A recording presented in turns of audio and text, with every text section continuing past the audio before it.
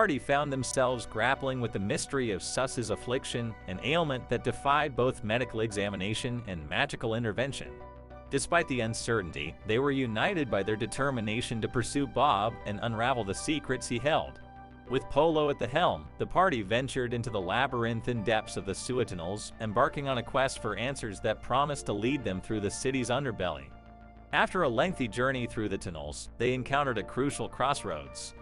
Their determination propelled them forward, but a barrier stood in their way, a formidable grate barring their path.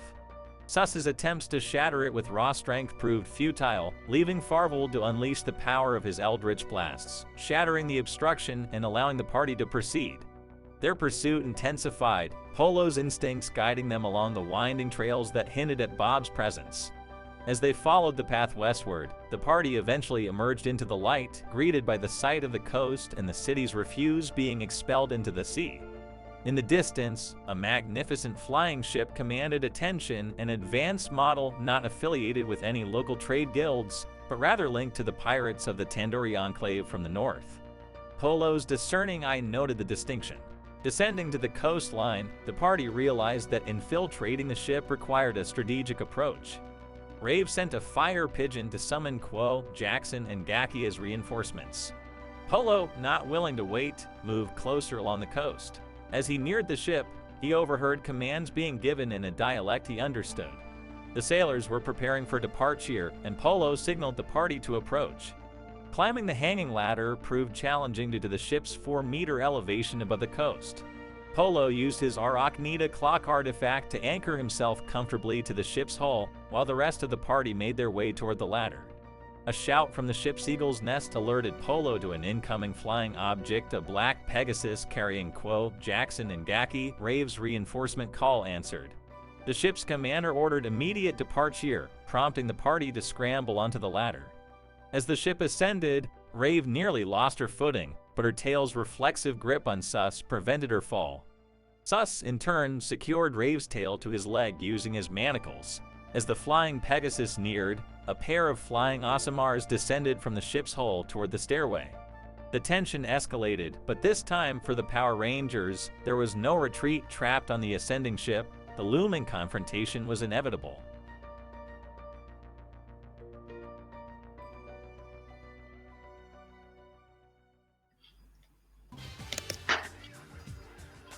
Okay, and we are live.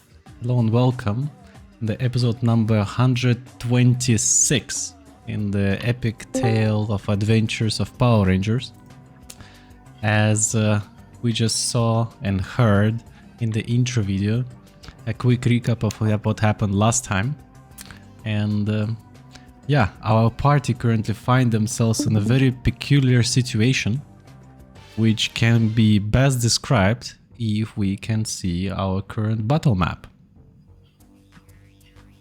So let's take a look at that, as I will be describing the disposition of everything and everyone. And yeah, feel free to shoot questions, because once I switch to the tabletop view, I don't see your faces. So don't raise your hands, just shoot a question.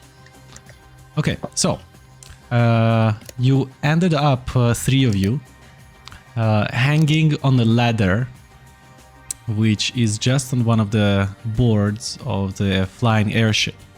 And if you're looking at the battle map, the ladder is right here. I draw it in a white pen, named it ladder.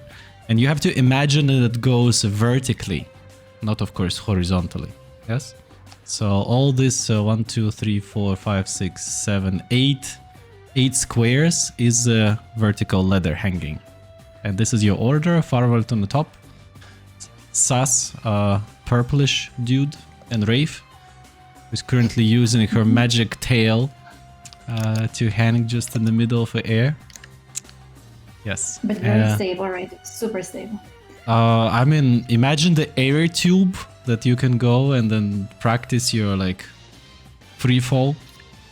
So that's kind of a pose you are at, with hands and legs different directions. We have Polo here, who is very comfortably standing on the very bottom of a ship. So, yeah, if you would need to reach the upper deck of a ship, you would still need to climb 30-40 feet, so the whole length of a rope. Yep. Is it clear? All Okay. good? Yeah, so you also can perfectly see that at the distance, this is not an accurate representation, but we have a black Pegasus.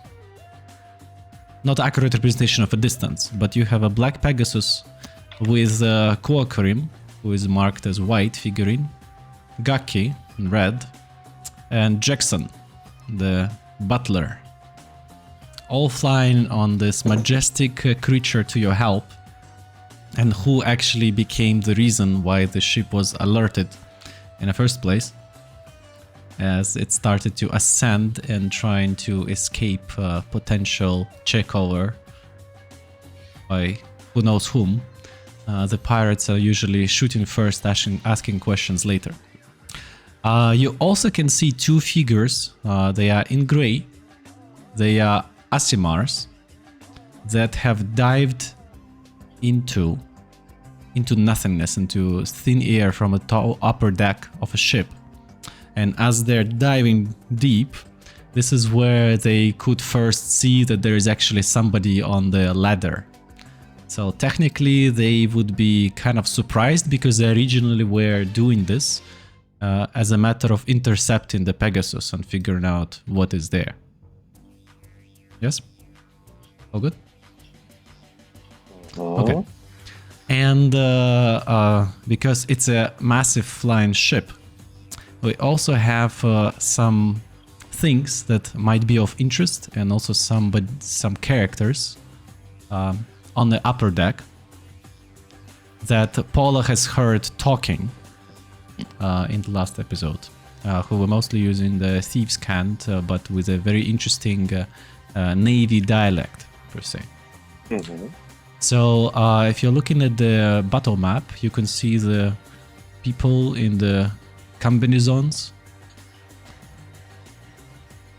They represent, and also the raised hand dudes. Those dudes they are workers, so they are not armed per se. Yes. But there are also people who are armed and seemingly to be on duty, on a guard duty. And they are named as pirate guards. Or pirate axemen.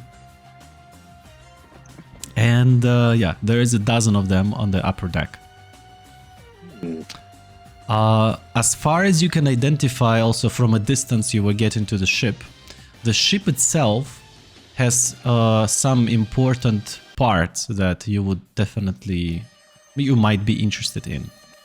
First of all, it's very easily noticeable that there are a couple of arbalesters installed on it. It's basically a huge, massive crossbow, Lord of the Rings style, if you remember the episode, which, yeah, are used for the self-defense on the ship. Then there are a couple of cannons, iron cannons. This is something that you have already seen before, as you were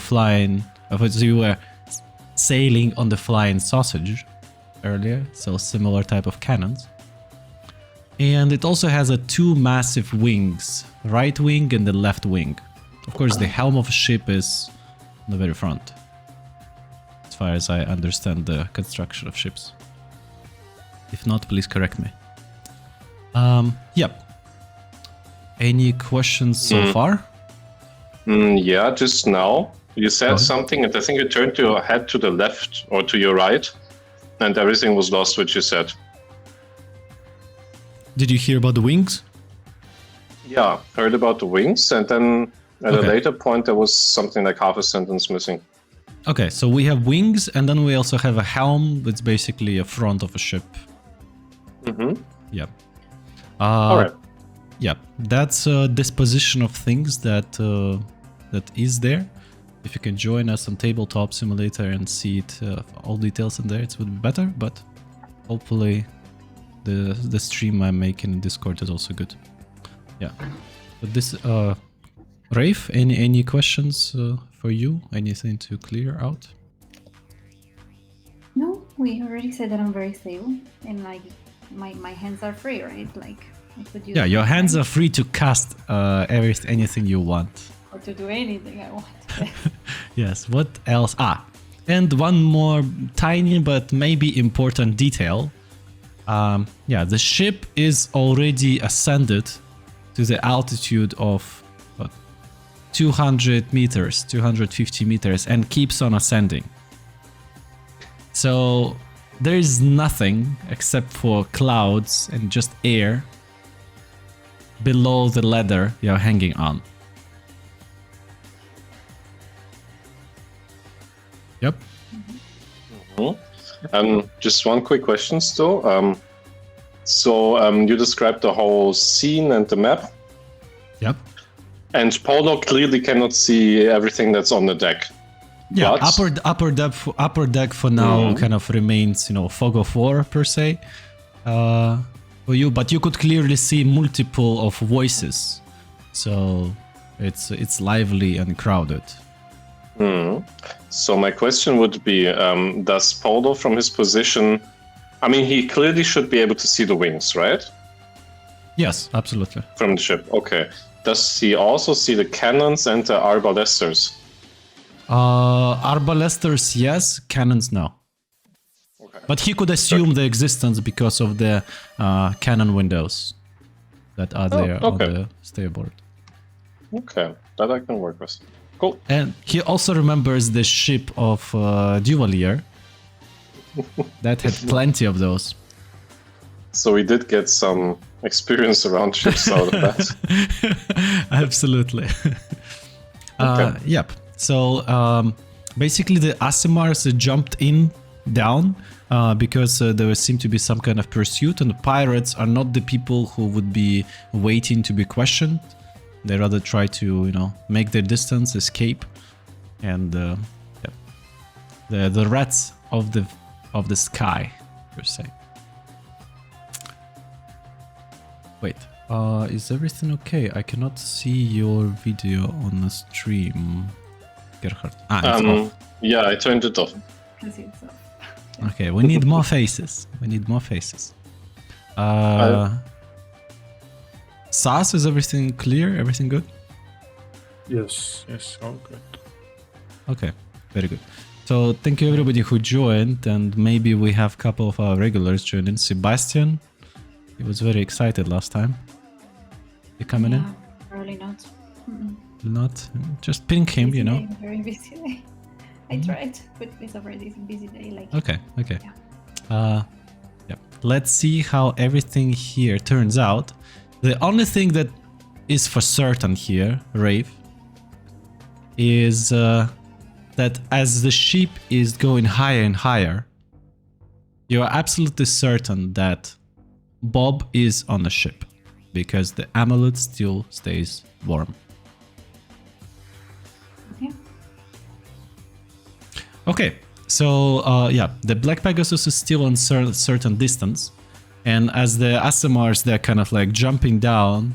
I would like every one of you to roll for me stealth, and let's see if Aasimars notice you, or they go directly for the Pegasus. Does Polo also have to roll, given that he's kind of not in line of vision? I would say Polo can avoid it, yes. He has advantage position. I have a question there about stealth. So usually we have advantage because of the woods, but we're not really walking. Does it apply? No. You're currently not even standing. So you're just trying to pretend to be part of a ship, Okay. Part of a ship, part of a crew, as they say. In one famous movie. Yeah, please tell me your results. Awesome. 15. Okay. Rave is good. 16. Sas is good.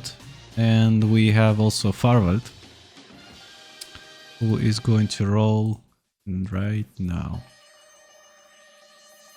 You're doing the This is- rolls of Farbold and everything, right? Yeah, yeah. Okay.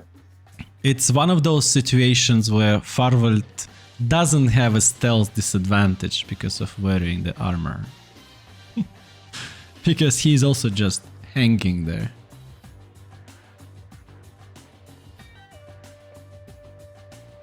At 12. Okay, needed to roll 15 or so.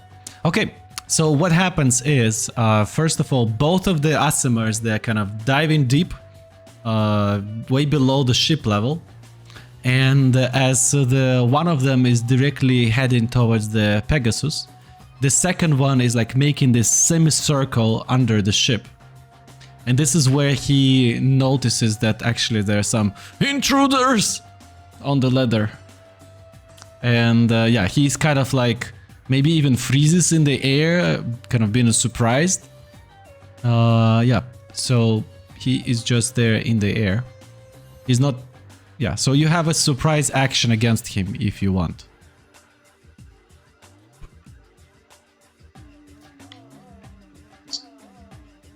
So we don't talk, right? Because we assume You they're can- summons. You can surprisingly talk to them as well.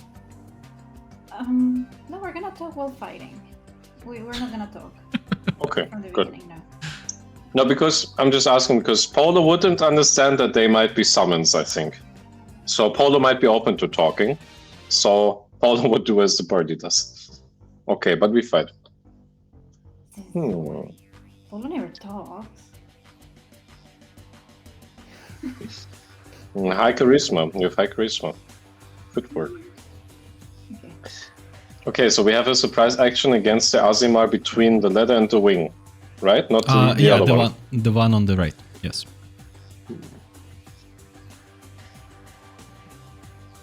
So yeah, I will be pointing everything with the arrow. And yeah, he is in range for all of your ranged attacks or ranged spells. Yes, not for melee attacks, of course.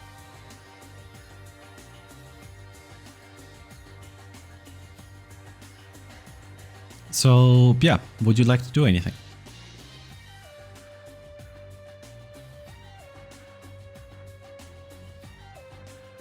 Does Polo have the time to establish a mind link, ask for a question, and then do his action?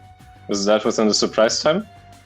That would be all your surprise action to establish connection and talking. and talking. Aye. Yes, yeah. Okay, then, then. Why is Blunderbuss so loud? I need a snipe, like, need something quiet. Silencer, yes. I mean, You guys can start with your actions. Polo might need to think a bit. crossbow is way quieter, of course. Not as strong, but more quiet. Very good little wings, right? Okay, Rafe, what do you do? No, me nothing. I mean, my stealth was okay. I don't want to be surprised. Okay, so Do nothing? You have surprise action. What? you have action, yes, Rafe. No, but it's just me or any of us. Everybody, Oh, everybody dear. who is hanging.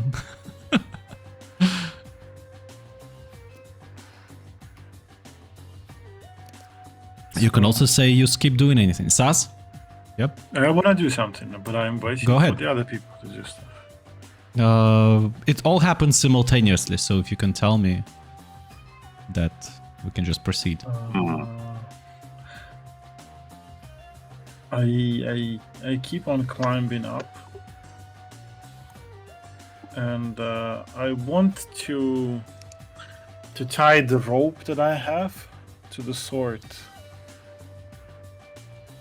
Which sword? Your sword. My sword, yes. So my sword has a special attachment for the rope.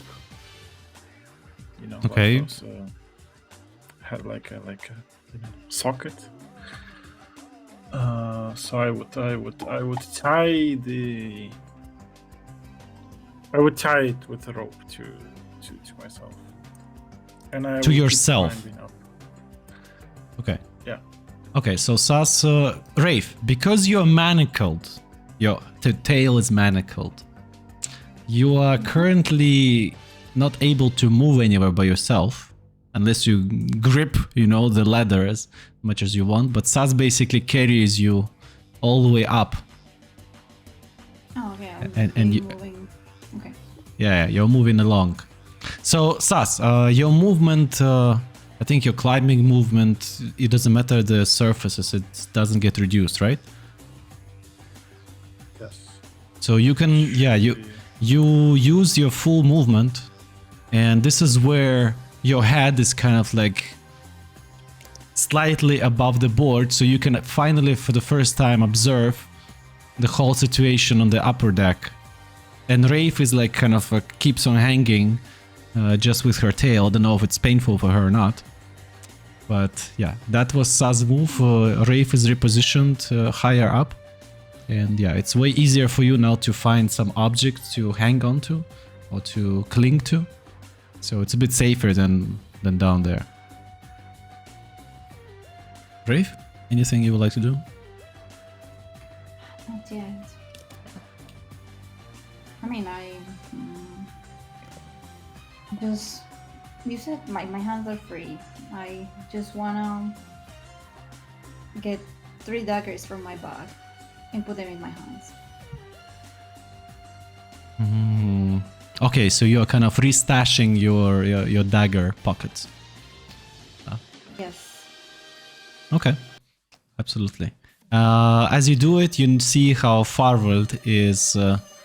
He's looking around. He looks at left Aasimar and right Aasimar, and he sees that he has been noticed, and that Aasimar is kind of slowly gonna close their eyes. They gaze this meat.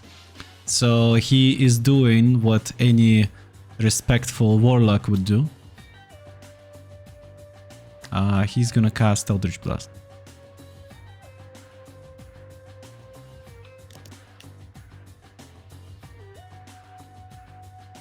And he also saw how Sas has climbed higher up. Oh shit, is it a crit? 28, no, it's not a crit.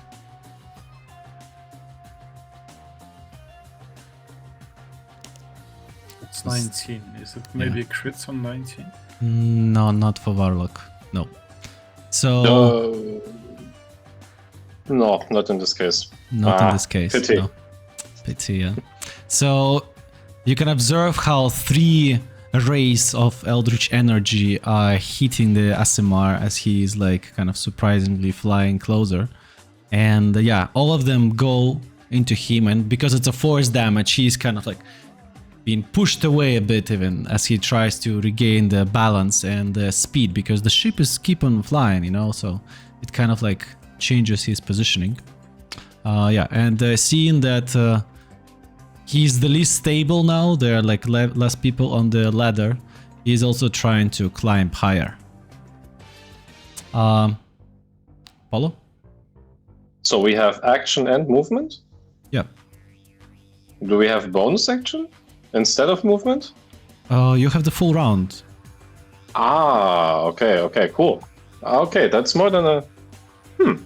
Good, perfect. So then Paulo right now should be He's, looking at the map. And like ladder-wise, he's on the very bottom. Imagine that. Okay. He's so far. Yeah, so he's on the bottom of a ship, yes. Imagine that's the bottom of a ship. Okay, whatever. So be it. So Paulo has not been detected by the Aasimar, Nope. or has he?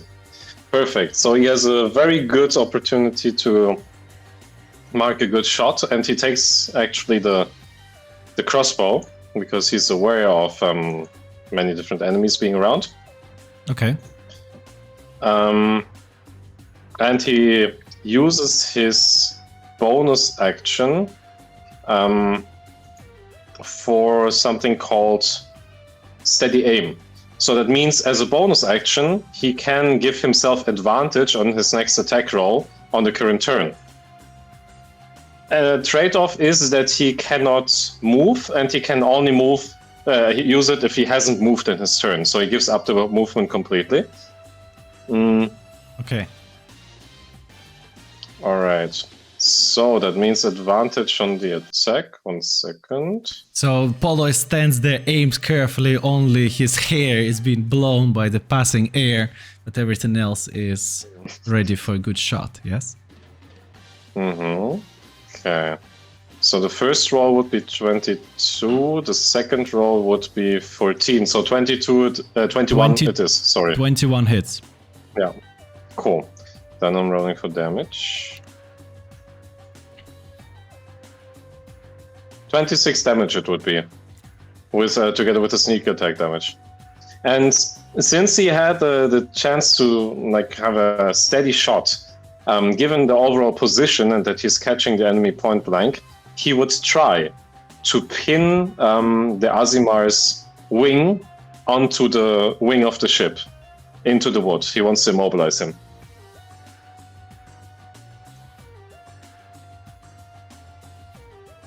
Okay. I would say it works.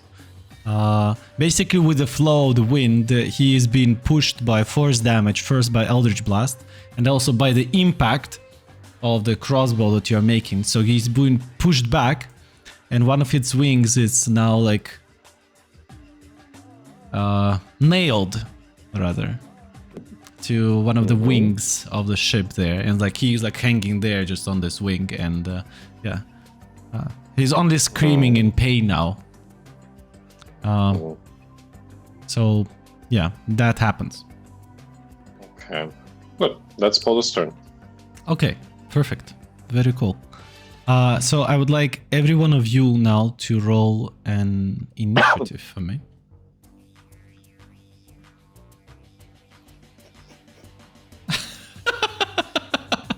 Okay, we have first natural one here. I can see that. Who was the lucky one? Me? Okay. Okay. So Polo has advantage on the initiative because he last time he did the Vigilant Blessing on himself, so he has 21 initiative. Damn. Sas 70. 17. Okay. Then Rafe. Can you please roll me initiative for your Pegasus? So all of your support characters will be acting together based on the initiative of Pegasus. Oh god. Make Okay, it count. Okay. That's rather good. So Pegasus people on 16. Very good. Okay. Now we have the rest of the people on the ship. So first we have the pirates. Oh, they rolled 3. They also rolled natural 1. Natural 1 plus 2, so 3. Oh. So pirates acting on the last. No surprises here. They didn't expect anything. They don't know what's coming after them. And then we also need to roll for Aasimars. Aasimars rolled 11.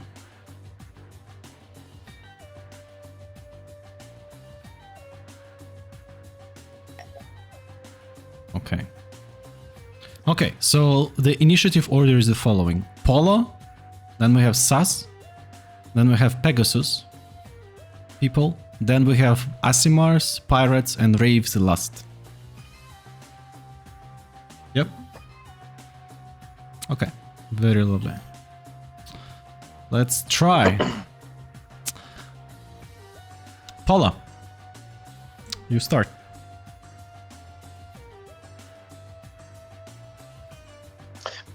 Given Polo as a cleric, Okay. would he, looking at the Aasimars, what would he understand about their nature? So you can see the picture, yes, in Maps and Lore, the latest that I have posted. Yeah. This is how they look. So Polo definitely knows they're not simple Aasimars. They are darker side Aasimars per se. They do So still they should- qualify as Celestials. Ah. They don't fear That's- the word of Pavus. I mean, they fear the bolt of Pyrus, probably. Crossbow bolt. Okay. Or blunderbuss of Pyrus. But, yeah, that's a very general, simple knowledge. If you would like to insight, that would be... Or investigate, I think that would be an action. Full action. Oh no. Not gonna waste our time with...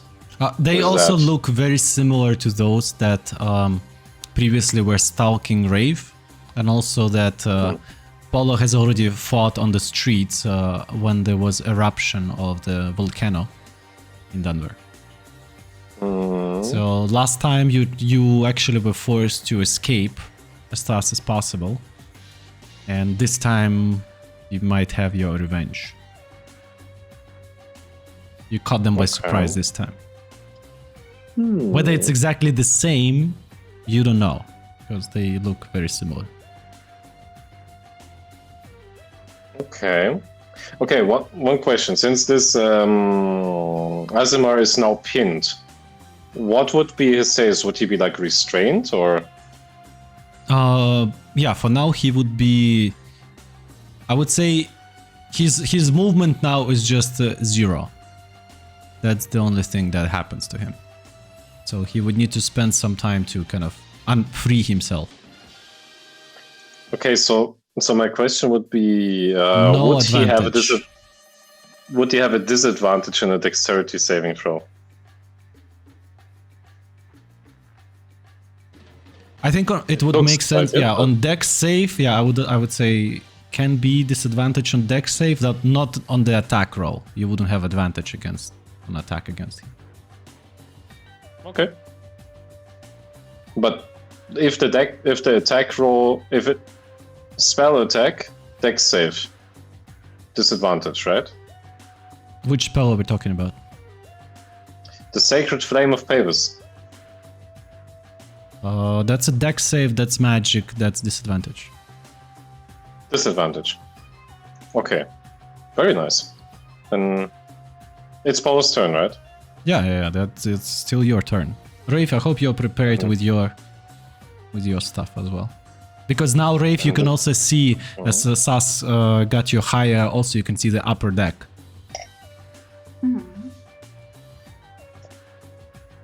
So then, this is what Polo will do. He will cast the Sacred Flame on this creature, on a strange creature. And it will be a dex save DC 17 with disadvantage. If failed, it should be 8 radiant damage, if I'm not mistaken. I'll confirm. You said Dex 17? Mm-hmm. He failed. Okay. So yeah, 12 radiant damage. Oh, Let's see. radiant damage, you say. Mm-hmm.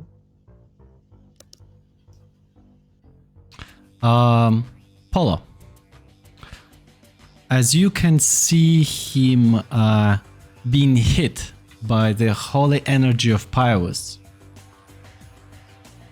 you feel that he hasn't been shaking as much as you would like.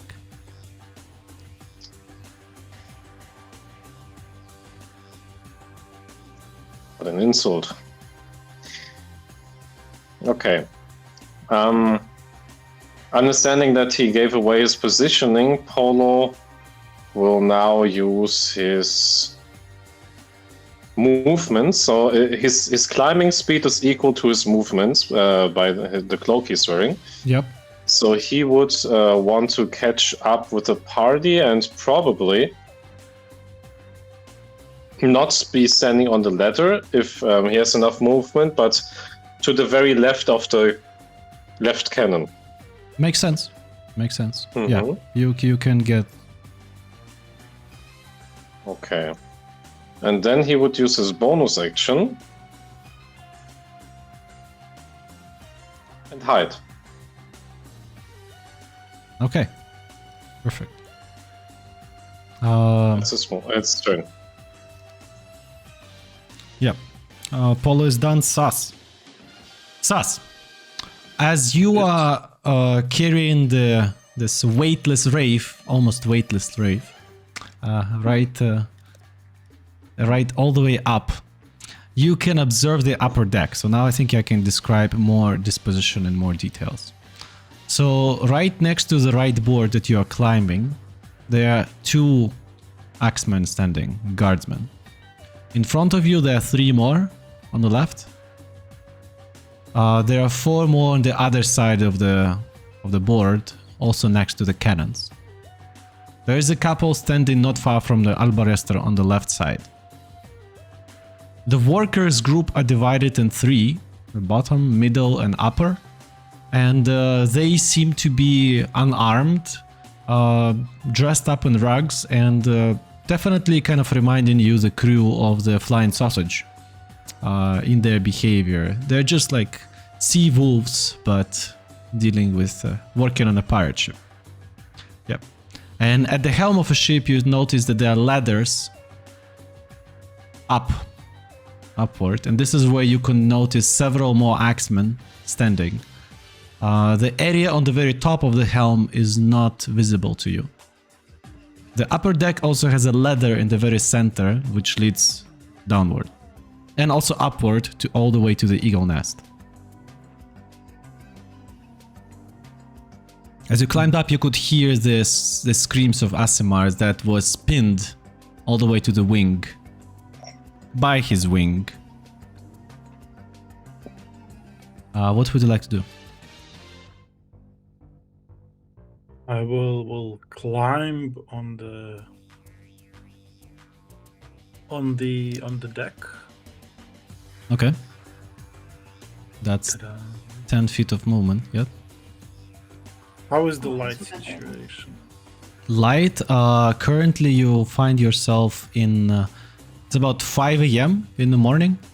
And since you are here by the coastline, by the sea, it's fairly bright already. It's like a morning light. The dawn has already happened.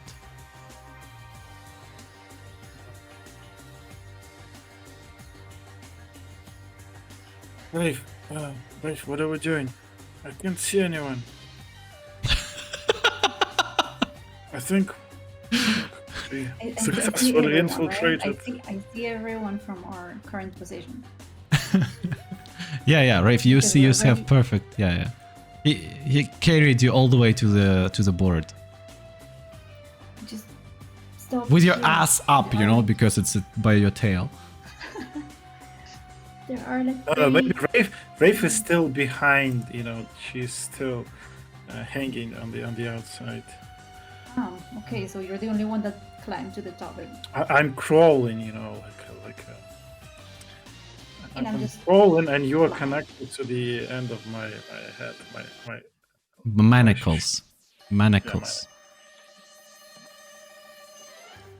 So I successfully infiltrated stealthily. I can't see anyone. By stealthily, are you saying that I'm you're still invisible? Okay, Yes, Sas, but please I'm roll gonna- for me stealth with disadvantage.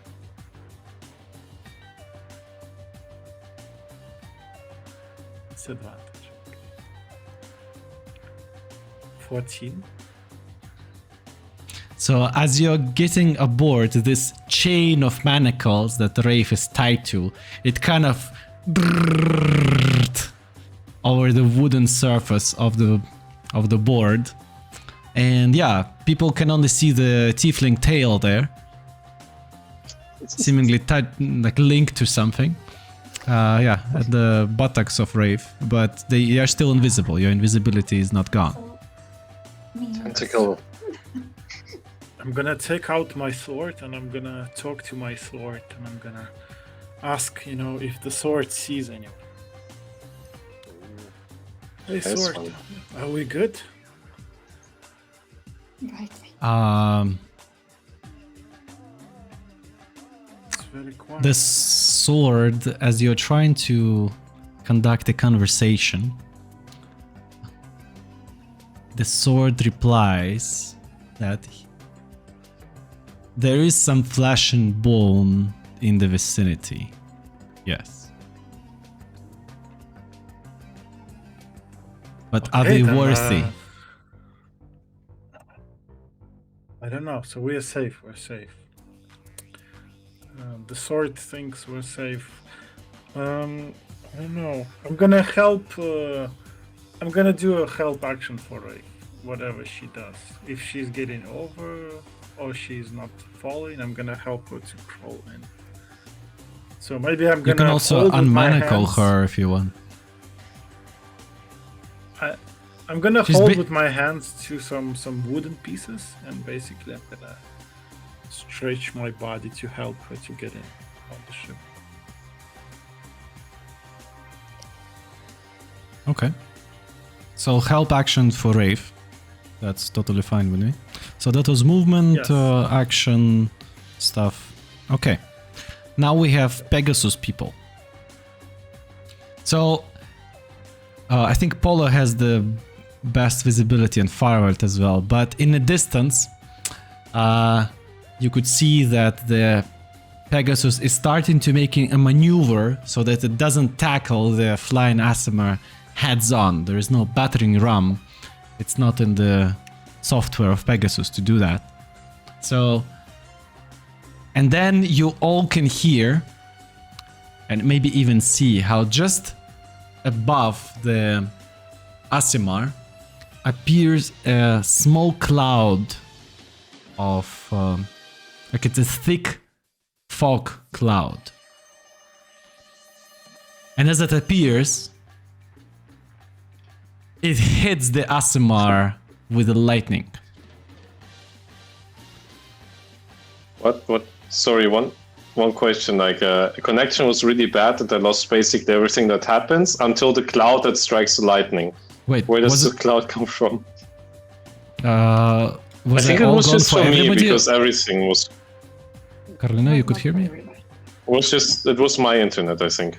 Sorry. Okay, so Kuo has has used the Cool. spell Okay. Nice. called Call Lightning.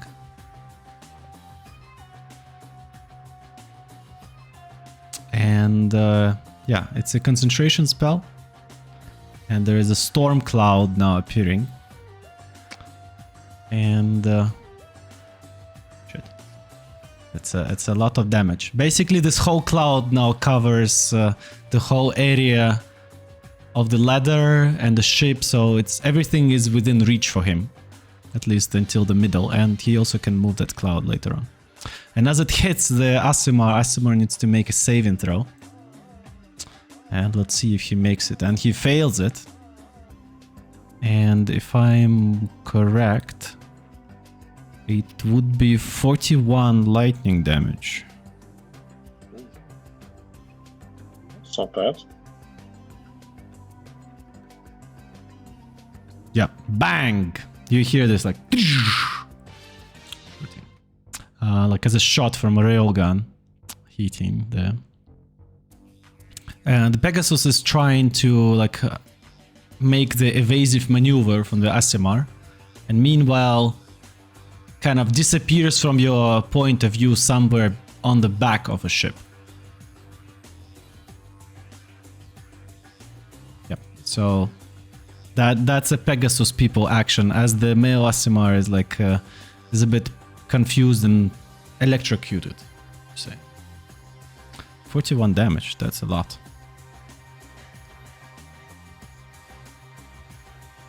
Okay, that's a Pegasus people. Now we have Aasimar. So Aasimar number 1 is going to try to... He sees Farvald. And he's going to try to use... Because he's pinned, he's going to try to shoot him. Can he shoot him? What? He has a glaive and he has a longbow. So he's going to use the longbow. So it's 3 attacks. What's Farwell's armor class? Do you remember? It should be 20-ish. I can tell you in a second. 21, I think, yeah. Okay, none of those hits. So as he spends most of the time as like he's off balance to land a very nice precision shot. So all of the 3 shots are missing. So he will be trying now to change his... He's gonna roll athletics. Oh, wait, he had 3 shots? What? Yep. What? Yep. So there you And go. he kind of tears out a couple of the feathers from his wing, but it's bleeding. But he is no longer pinned to the wing itself. So that was number 1. He will be using his flying movement up, and yeah, as he is raising up, he is getting to the ship level. And so that everybody on the upper deck can see him bleeding with one of like his wings being kind of severely damaged, I would say. That pinning shot was a very good move against him. Yeah, so that was Aasimar number 1. Aasimar number 2 is keep on chasing the Pegasus. So he goes that direction, and yeah, it's trying to not let them do whatever they did, especially after he has been hit by electricity. So you don't know what happens there, as they all disappear behind the board of a ship. Okay, we have pirates now acting. So, we have a couple of people on the helm running to one of the Albalesters on this side, as they see Aasimar bleeding and coming on the top from this side. The couple on here also run into an Albalester, and they would be spending their full action preparing the shot, because they actually have a target in sight. They have Pegasus as a target.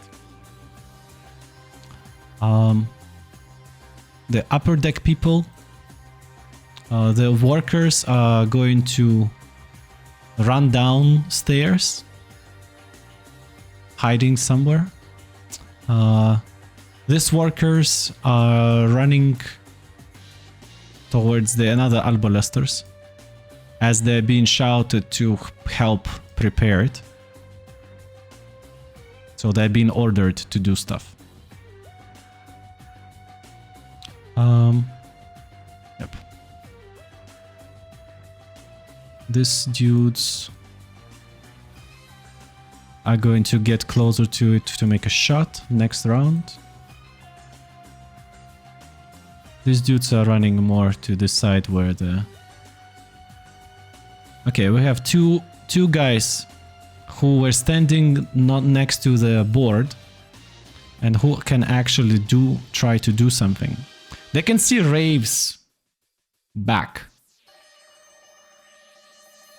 And they seem like they're climbing aboard!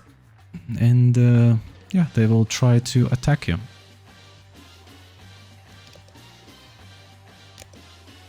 Luckily to you, they do not have any ranged weaponry. So they will be running all the way closer to you. And will be hitting you with the short swords. First one hits the manacle chain, natural one. So instead of hitting Rave, it serves you as a protection shield instead. The second one, 13. Does 13 hit Rave? No. Okay. Yeah, they have no clue, Sas, that you are there. It just looks very suspicious. But they are now within reach for you. And Rave, yeah, also kind of threatened. So they are in melee range for you. Yeah. The others would be just getting closer. Yep. This were the pirates' turn. This running to prepare this Arbalester. These were hiding inside. Okay, those were the pirates. Rafe, your turn. Then we have Farwell. Okay. You have help action from Sus.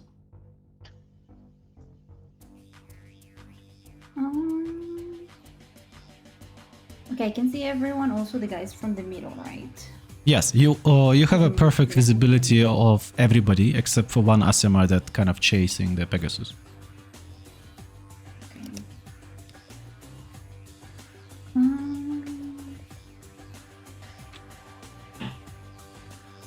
So, yeah, to use my sorcery points for doing this double thing. Okay, you wanna use twin spell or something? Yes.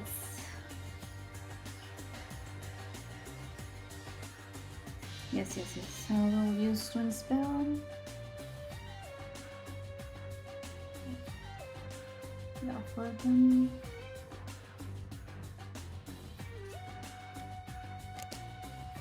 Okay. So I actually wanna start with a cantrip, which is fine, right? Yeah. So tell me the whole thing. If you wanna twin the cantrip, yeah, you twin the cantrip. Or you do the quicken spell, then it's a cantrip and normal spell. A cantrip and normal spell. Okay, that's quicken spell. Oh, well, yeah. I wanna use that one, yes. Okay, please. So I'm gonna use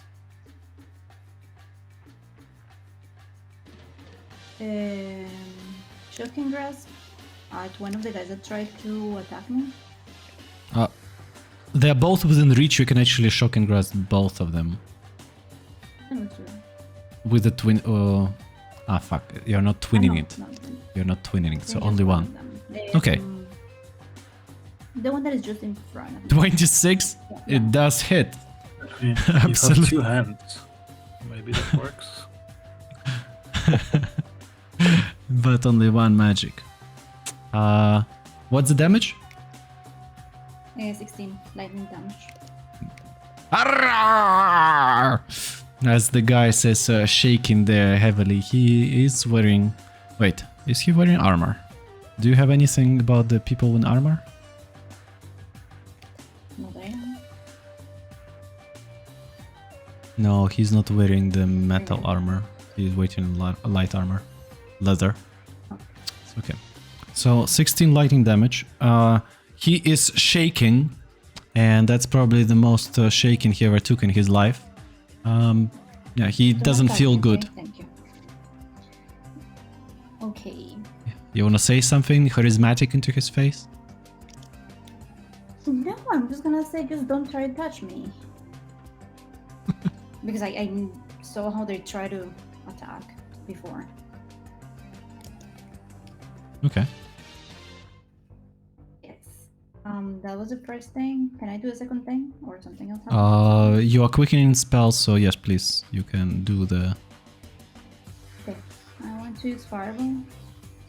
Not surprises here. So... Everyone's waiting. Yes, so if you are trying to land a fireball range, let me draw it, would be approximately like this. So It's a big map. it's top of a ship. Basically, you can land it anywhere. Everything is within reach except for the helm, because it's on elevation, you don't know what's here. But yeah, this would be the fireball range. Yeah, I would like to move that circle a little bit north and west. So Okay, I don't so- want to be inside the range, of course. Okay. And of course, also not sus. Of course, not sus. Not this time, yes? A little bit more. I mean, I want to target these three guys, which are almost in front of me. Ah, okay, so them as well. Yes, you can target all of them. So that would be the 1, 2, 3, 4, 5, 6, 7, 8 targets that you can catch. Okay. Please cast the spell. How many sorcery points are you left with? 4? That's not bad. A lot. Not bad, but a lot. Okay. That's my part.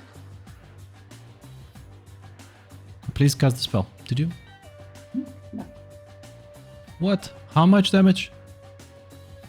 46.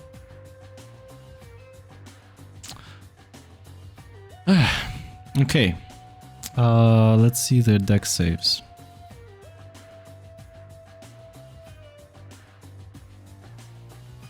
They actually made the deck save, 22. How much damage would it be then? Then half. So 23? 23 damage multiplied by 9, by 8. So, Rafe, you unleash this powerful fireball right in the middle of a ship. Of course, it's made out of wood and some metallic materials, but it's highly flammable things around here. So things are be easily catching fire. You know, fires on a ship, it's one of the worst disasters you can have. And as you unleash this powerful fireball in the midst of their ranks, it kind of reminds you how you were burning to crisp those ravens back in the High Lakes. As those screams of agony and pain are being announced and lauded. Yeah, they're just can be even terrifying for most. So the damage that you're taking kills them all. But the fire, the whole upper deck now, I actually have to leave them, the mark. Or something like this, yes. It's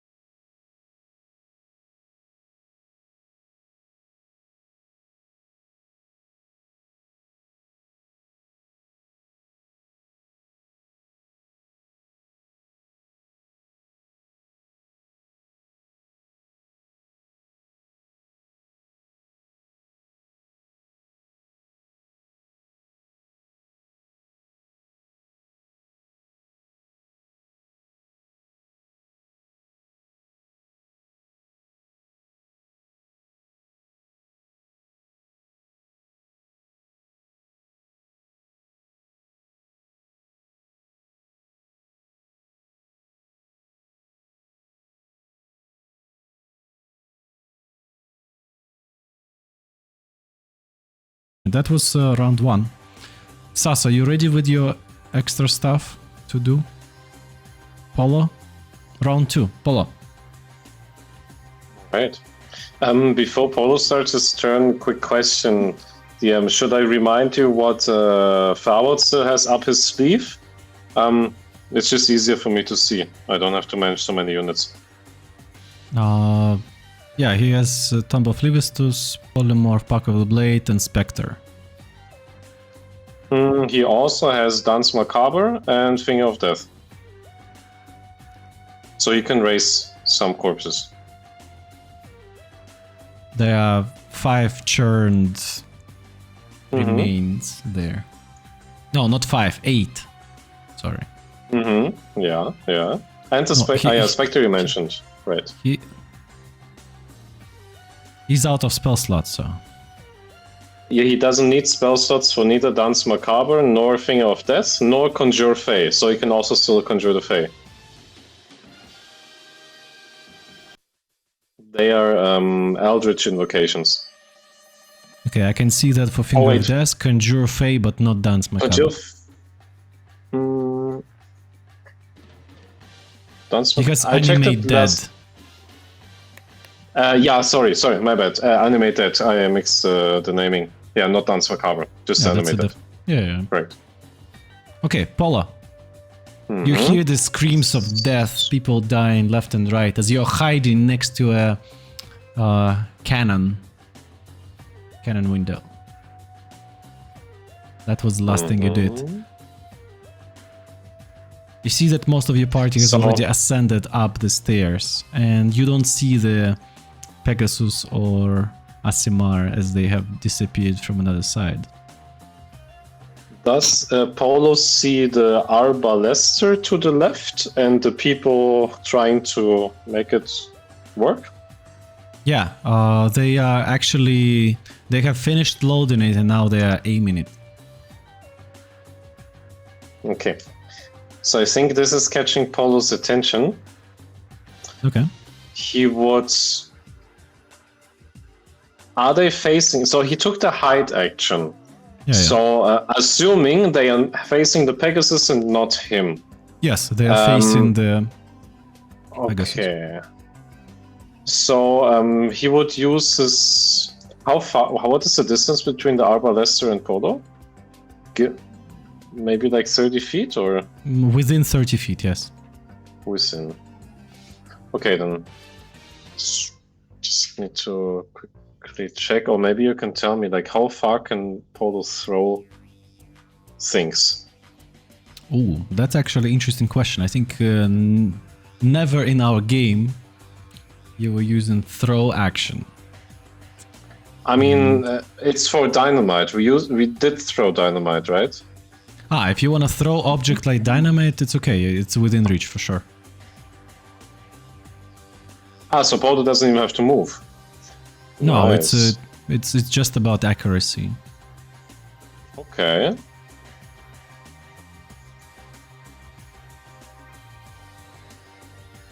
So please, So if you- you just roll for me sleight of hand, and I will rule it as your aiming, your accuracy. Oh, smooth. Okay. So this would throw dynamite would count as Action. Was it count as an attack roll or? It's an action.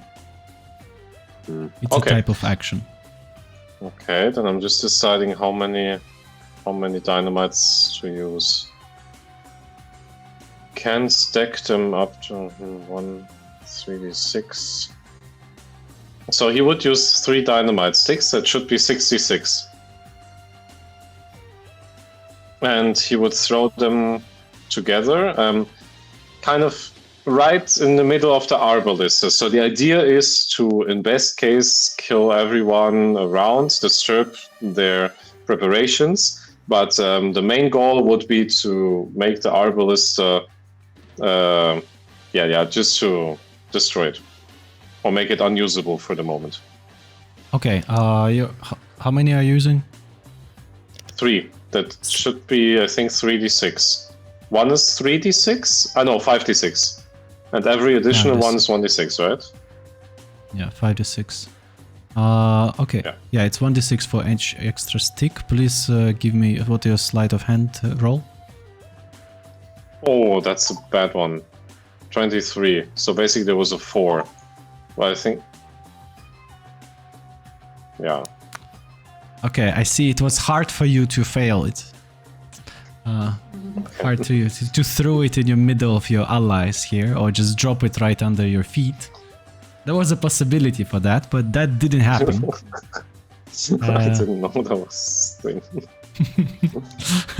Yes, so as you're throwing it here in the Albolester direction, it lands somewhere under the mechanism and explodes, causing 5d6 damage. Do you have the damage there, or I should roll? I just rolled, but it's okay if you want to roll again. 15 damage, yes? It was a 15. That was a very weak roll. Okay. So as you damage it, then both of the guards that were standing there, they're kind of thrown back with the explosion wave on their backs, and they're like lying prone now. And the whole mechanisms there, it has damaged all those ropes and everything that you need to make a precision shot. And it even triggered the shot, so the massive harpoon just disappeared somewhere in who knows where. So it was triggered, but yeah, wasn't aimed, wasn't targeted at any so. And that Arbalester is destroyed now, and this place also starting to catch more fire as Okay, so I'm there going was to Polo's... erase the mentioning of this Arbalester here because it's no longer there. You still have movement. Bonus action.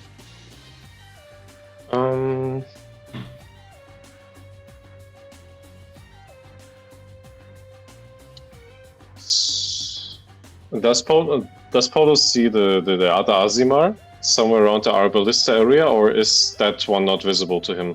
No, not visible. No, not visible.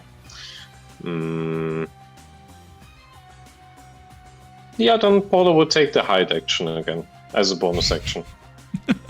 And that's the end of his turn. And he would maybe move a bit away from the cannon, like just in case someone thinks about firing it, that it would have minimal impact on him. Okay, Sas. Show us your powers. Actually, how does this feel about 8 people who were just burned to crisp by a Wraith, whom you just assisted? He doesn't care about those things anymore. Well, I haven't seen anything. Exactly. I heard screams and lightning strikes, but I don't see what's going on actually. There is a pirate standing right next to your face. Must be our enemies. Yes, the pirate. How does he look like? He looks semi-naked. He is wielding an axe and a simple shield, and he looks fairly terrified of all the devastation that has been caused here, especially by his fellow brethren that was just standing a moment ago in front of him, as Farvel almost decapitated him and threw him overboard.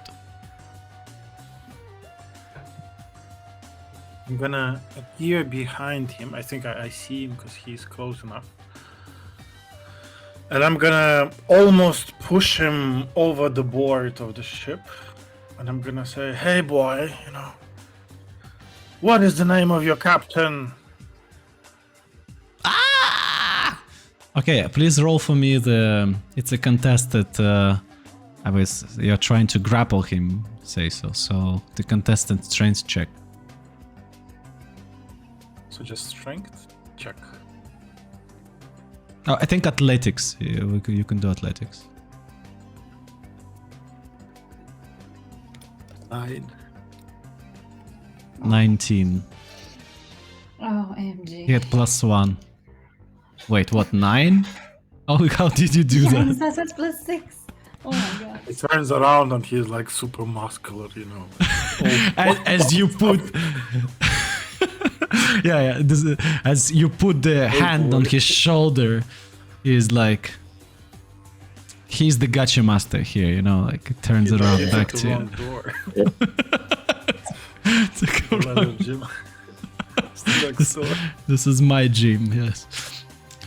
So you have bonus action, I would say, and movement. Rafe, as you're moving on, Rafe is also dragged along now. So your Rafe now prone, as still connected to your tail, the manacle. Okay, let's say the bonus action and are used to wiggle my leg out of the manacles. Like obviously, wiggle. I'm so flexible that I'm. You know I how don't people even need usually to open twist them. their wrist, you know, to do that? He does something like this with his leg. A very flexible person. Okay. So yeah, so the Rave is now free, but yeah, I met the ultimate boss. This must be the captain. Yeah, I think that's it. I used my movement bonus and action. Okay.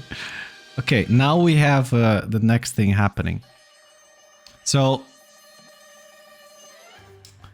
you can all see now how the Pegasus was flying from the bottom up, making an evasive maneuver away, and Aasimar was chasing just after it. And as it was just climbing over top, you see how three figures are jumping down fairly graciously on the deck of this flying ship, as Pegasus continues his fly over the ship with Aasimar still chasing it. So the paratrooping mission was a success per se. Yep.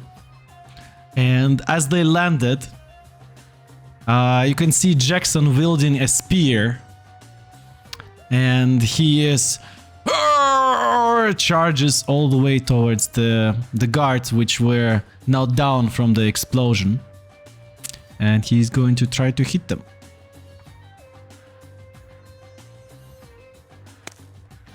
It's the Ironwood rebuild. He misses. He hits the second one. Ironwood Republican Army has landed. Okay, he deals 5 damage. As he lands his glaive on one of the guards, the guard got some explosive damage, but it wasn't enough to kill him. So Jackson is here.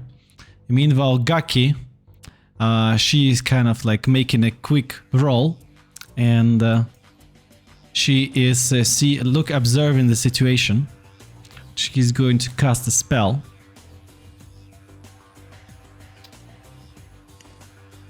She's going to cast a spell, actually.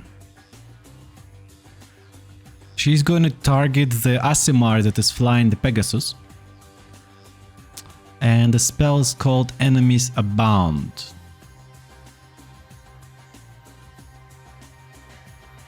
What is that? So it's save DC intellect 14. So let's see if he makes it or not. They don't really have intellect. Oh, I made crit 20. What, on the safety C? A crit? Yes, save on crit. So the spell is doing the following.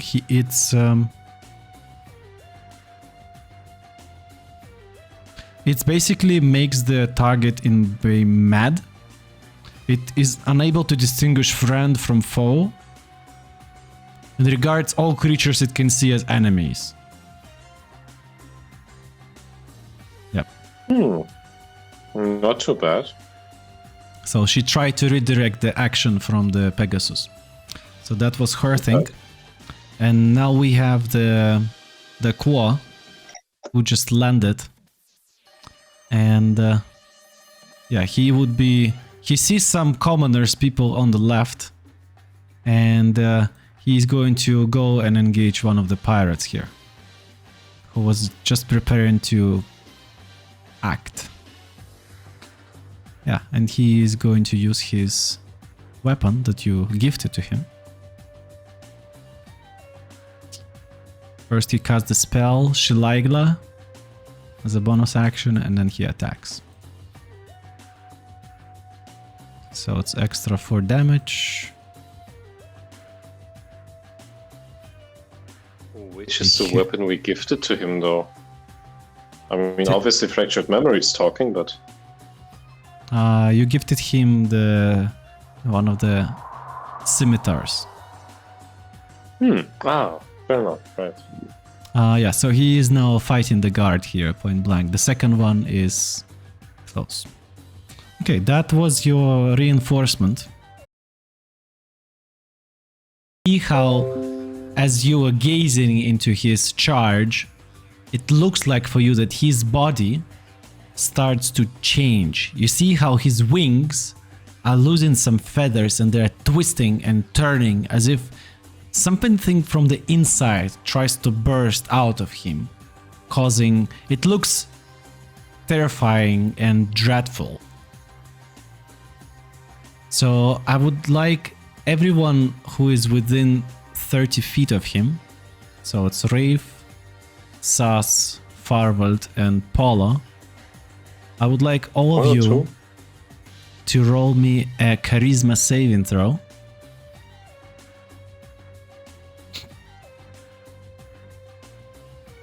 Okay, I roll for Farward because I have the sheet open. I don't see it out there. You hear it, and that's enough. So Farward has a negative crit. It's still a 13, but he rolled a 1. Okay. Charisma save, you have 11. plus 13. What? Plus 12. Yes. His main stat is charisma, right? He's a warlock. Okay. Okay. Farvald failed. Rave? 18. Okay, Rave makes. Sas? 11. Sas fails. Polo? Paula also failed. He has a 13 as well, same as Farward. Okay, so as they transform, other creatures succeed on a fail, they become frightened. Wait a second. I think Paulo has advantage against being frightened. I'll confirm with you in a second. Yes, he has a brave. He has a brave racial trait. He has advantage on saving throws against being frightened. So he gets another roll? Another saving throw? Yes. 19. Okay, then you make it. You're not frightened. Then we have only Sas and Farvald are frightened. So, please add a condition, Sas, that you're frightened. Okay. A frightened creature has disadvantage on ability checks and attack rolls, while the source of its fear is within line of sight. The creature can't willingly move closer to the source of its fear.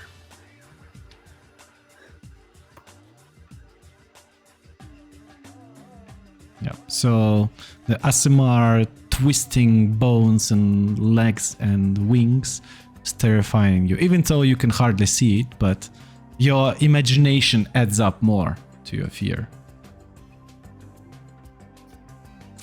Okay, so... I'm scared of the guy in front of me. Yeah, that's actually, they are simply working in tandem, you know? Yeah, he's doing the visual representation. That was quite a With his pun. leather outfit. They're working in tandem? Still? Yes. Once in tandem, always in tandem. Especially the Gachi Master, yes. So, I see Carolina cannot laugh about this one. yeah, Carolina doesn't know. She doesn't know. Okay, that was Aasimar number 1. I think that was his full action, because he cannot attack with it. Yeah, it was as an action. So we have a second Aasimar who was just chasing the Pegasus, but then he could feel somebody casting a spell at him, and he resisted with indomitable will. So he would be making this quick turnaround, and he would be looking for who was actually doing that against him. He heard his brothering shouting, so he would be, and he says Rave as potential spellcaster.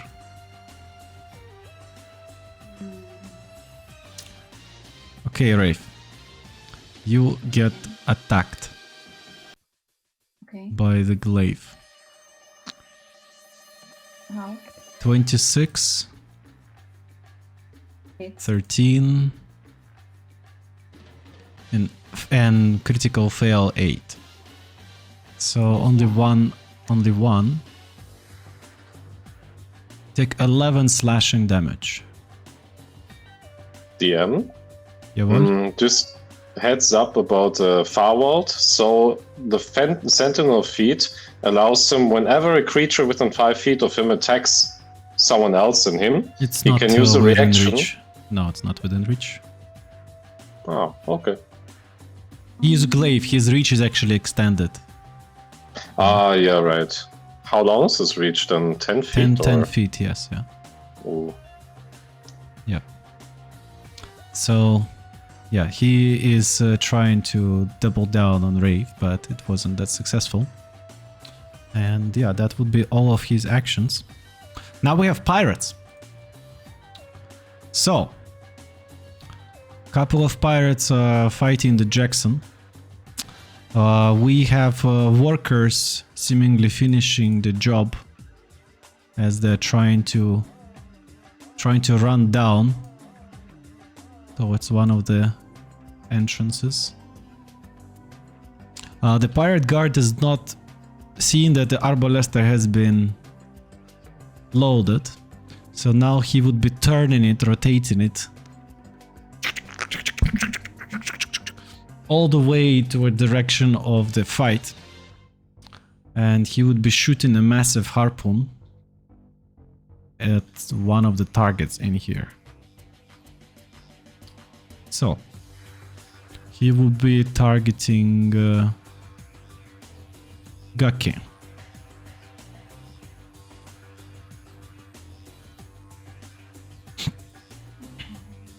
So let's see if he had managed it.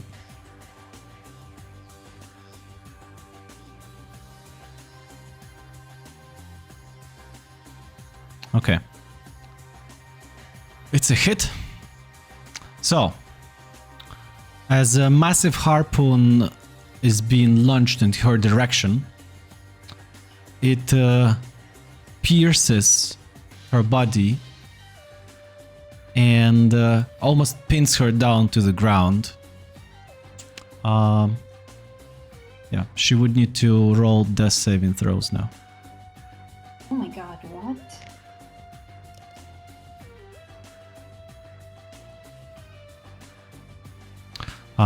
Yeah, okay, we have 3 fighters, we have a couple more pirates incoming towards the fight from the upper deck. And we have another 2 dudes who were loading arbalesters, who are now going to target the Pegasus. Rafe, what's the armor class of Pegasus? I don't know. I never got the stats. Or did I? No, I didn't. Okay, we can check it.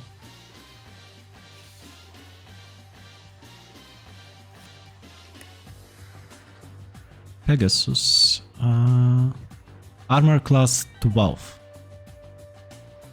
Okay. 21. Okay, yeah. So the dudes here on the top are shooting the Pegasus, and as it was just escaping from a recent pursuit, it sits at the back of the Pegasus, causing it to fall down somewhere at the helm. So it just crashes down towards the ground.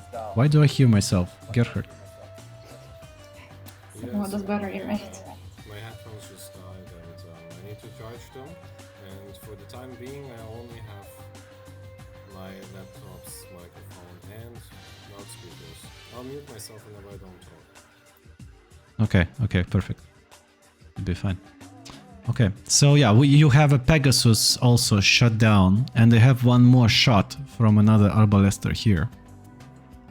So, who is within the reach?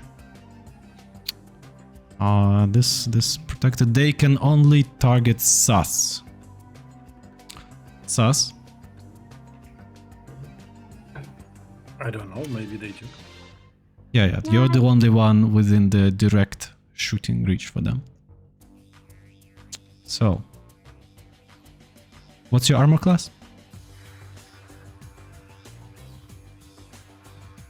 It is 18 for some reason, but I'm covered behind the Gachi boss. No, you're not hiding behind the Gachi. You are fairly exposed to the... purple one. Yeah, so, and they're shooting from here, so you're not covered by anything. Those are the shooters.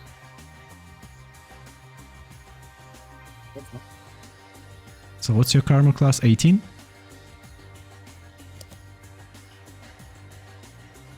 Okay. Does 20 hit? 20 hits. Do you have anything Is to... it the arrow or something?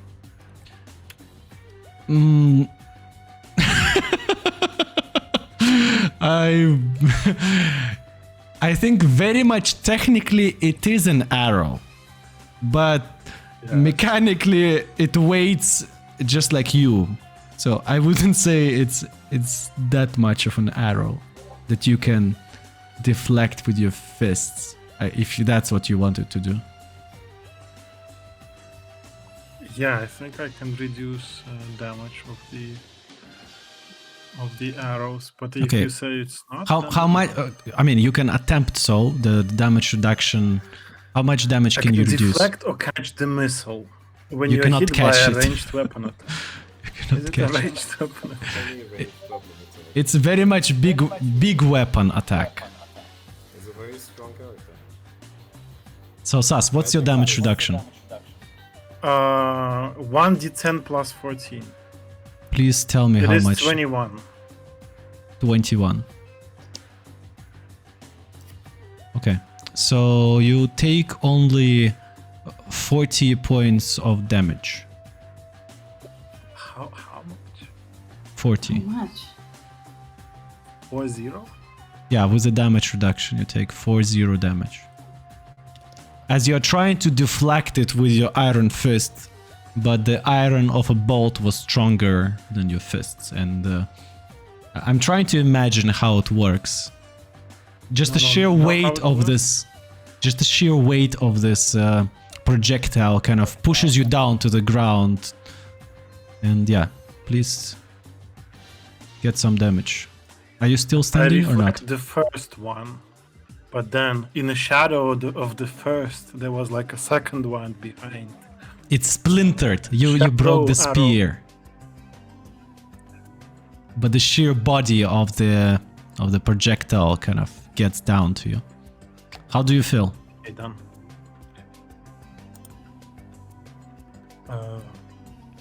Fine, everything's good. Okay, if you say so. Get ready for the next one.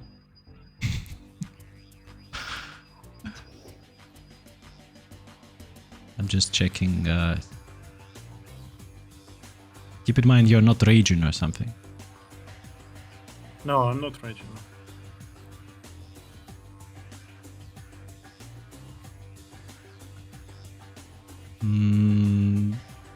Did you apply the damage? Yes, Did you have temporary HP? yes. Okay.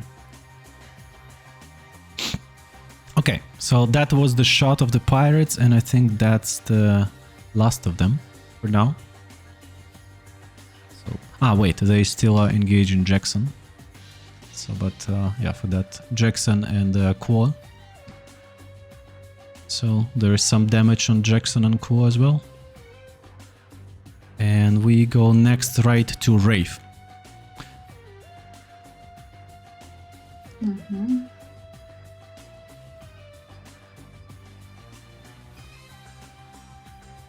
So both Azimars are just super close to me, right? You are in the threat range for attack, 10 feet, yes. But you personally need to get closer to them to attack. You also have another pirate standing next to you. Yeah, that guy is like so scared.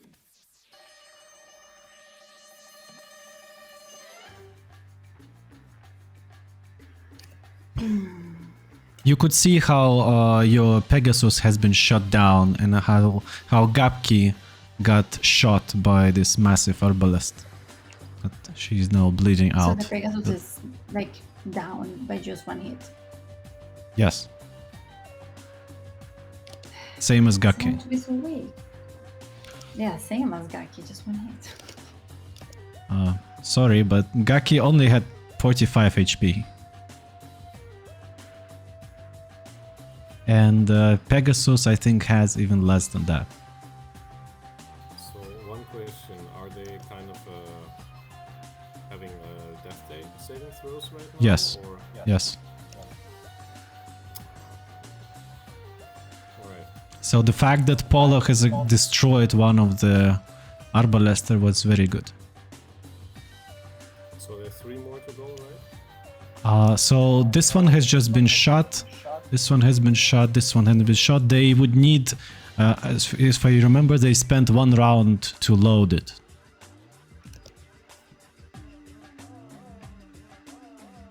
Okay, fair enough. Rafe, your turn. Yeah, so is the Azimar that is in front of me, is this like a melee range or not? Please say no.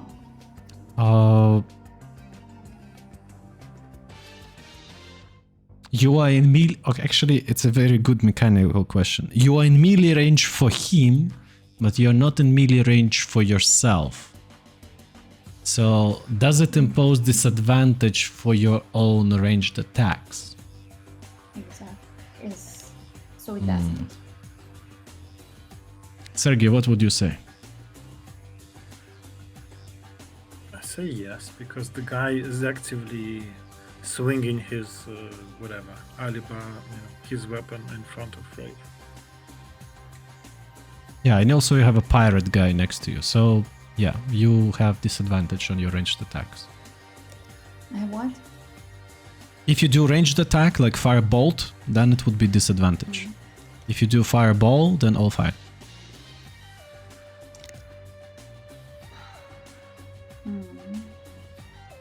No, but it doesn't work right now. Alright, this guy's so close. I hate when people are close to me. Do you have anything to escape the closeness? Walk. Triggering opportunity attacks.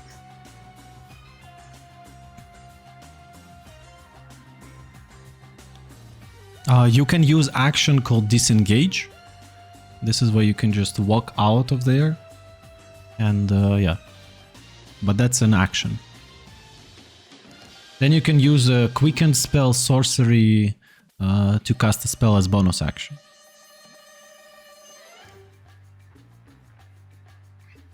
Yeah, I know. I wanted to use another bonus action, right? So for something different.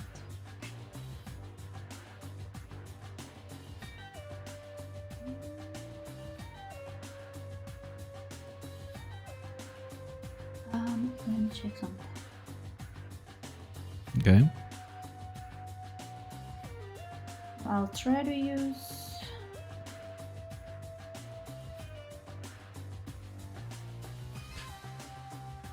Sas, it was this round where you tried to be king of the Kachalka, yes? Yes. What do you mean this round? I Or was only it last did one round? round since I entered the ship. Okay, then while Rafe thinks, you can do your action now, because I think we skipped you after Polo. You are remember you're frightened. So I'm frightened on the one on the right side, near power. it applies to every single ability check and attack rolls for you. Doesn't matter against whom. I'm not frightened against the specific one. Yeah, you're frightened just against- frightened. Frightened. I see. Bonus action rage. Am I still frightened? The question to you: do you have a special thing that allows you to no longer be affected by frightened conditions? Yeah, I don't see my enemy.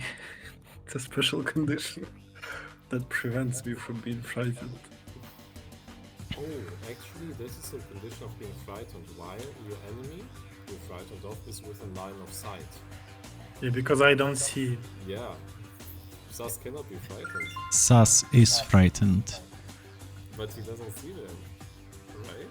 If he cannot see him, he cannot be frightened because the enemy is out of line of Sus sight.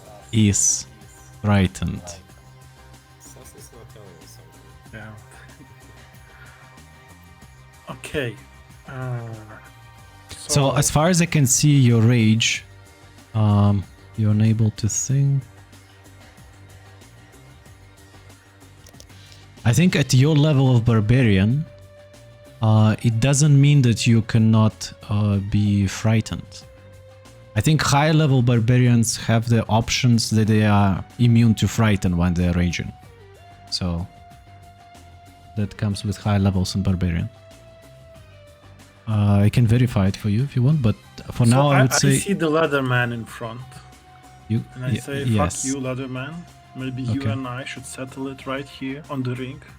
If you think you're so tough, Okay. I'll kick your ass." Yeah, Go ahead. We're gonna do the thing with the boss of the gym. Okay. I'm Tell gonna me- try to push him over the ship. Absolutely. I would say you can just this would be an attack, but you attack with disadvantage. But I have advantage on strength checks because I'm raging. And you're saying this is attack? So this Okay. is a check or attack? So you have advantage because of rage. You're frightened. That makes you disadvantage. It basically becomes a normal roll. Normal roll. Please do me athletics against him or attack. I'm trying. Attack. DM, attack? Because attack I have plus 12 and athletics plus 6. I'm. What is it? I let you to choose. Okay, I use my sword to kick him out. 21. 21 is enough. Now let's see if he is affected by that.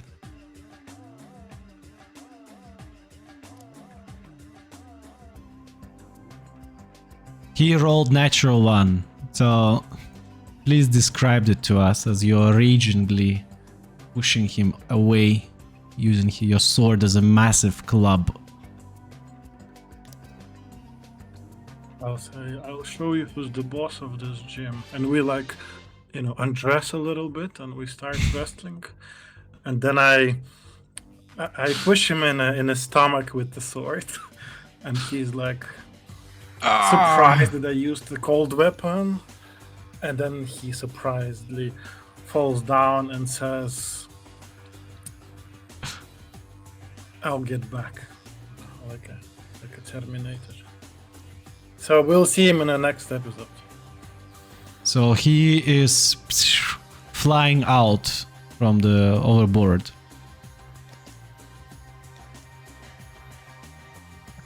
So that was a bonus action. Action, you still have movement. Can I get some cover here against this? You Are get opportunity shots? attacks from both. Okay, then I'm not moving. Question, as a monk, do you have at this level stillness of mind? Yes. Okay. That's fine. Rafe, are you ready with your stuff?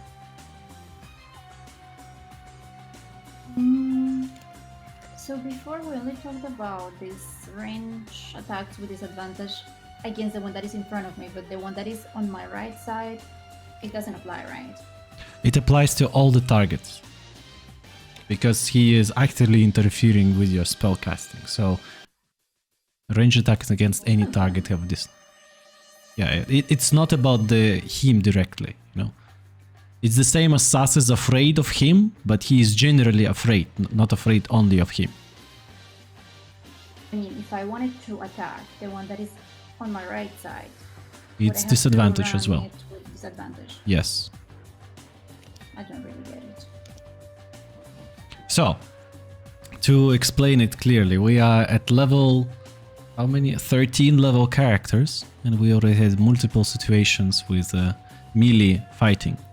So, the moment you have somebody standing next to you, they are actively interfering with you focusing on the range attacks, whether you are using the crossbow, arrows, or firebolts, or any direct attacks. Yes, they are actively interfering with that. It's hard to concentrate in a way. That's the reason why the people have disadvantage on those attacks. So archers keep their distance. Have any difference than being frightened, basically? Yeah, except that frightened requires doing a spell, and this one requires just being close to you. Yes. So it is easier to impose. It's only about distance.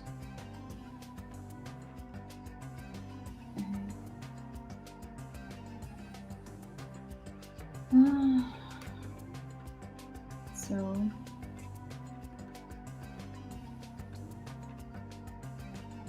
It's a Rave's kryptonite, you know. You cannot measure the distances when casting spells in a melee. no, because usually it was just if I was attacking the one that was beside me, not the raised. It's everybody. If you're using fireball, it doesn't matter. It's fine. Can't use that. There are too many people. Just saying. Can't. I mean, if everyone's like me, everyone's pretty low on points. So Sas definitely doesn't feel as healthy after hitting this massive railgun shot. okay. Farveld is okay.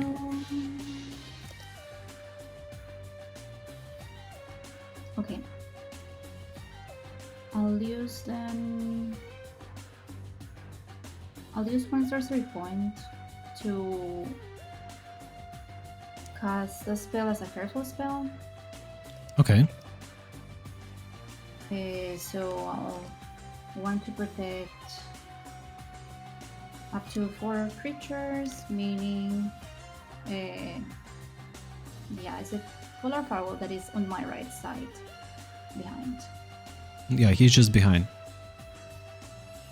And Yeah, you I'll also have... protect him and Sas. Okay, so you can definitely get in range the both of SMRs. Or those two of the Axemen coming in. Or those... No, I just want to use one of these, not range, but that affect people in some circle. But I want to protect the people that are my friends, basically. Yeah. So which spell is that? Do you I casting? said which one? I want to use Shocking Grasp.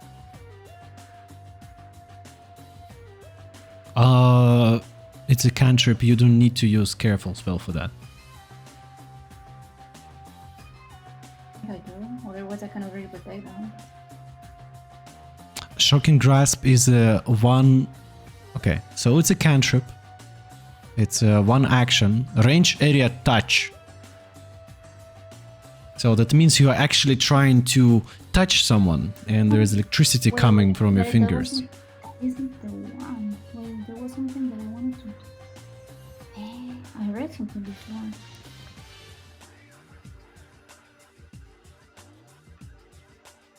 Sorry, Thunder wave? Thunder wave. Yes, Okay. yes. Okay. Okay, cool. So which level, please cast a spell, which level of, are you doing upcasting, level 5 or so? No, it's level 1. I don't have a lot.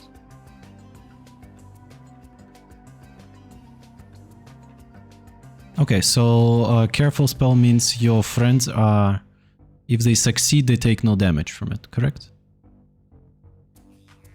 I think it's half. Let me do it. They just said no damage. Chosen creature automatically succeeds on saving throw against the spell. Okay, clear. Please cast the spell. It's DC 19, so your friends are automatically succeeding. How much damage do they take? Then half of 15, 8.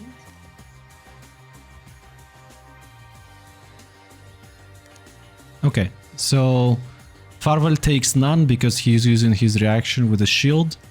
Sas, because it's not dexed Sas, so it's a con save.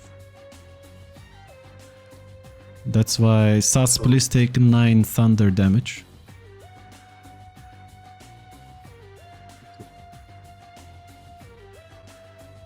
Rafe, you can pick any spot that you can... Wait, does it make you move anywhere, or it moves other people? Okay, it moves others. Cool. So they do the con save. Yeah, they both fail. So they both are being pushed away 10 feet.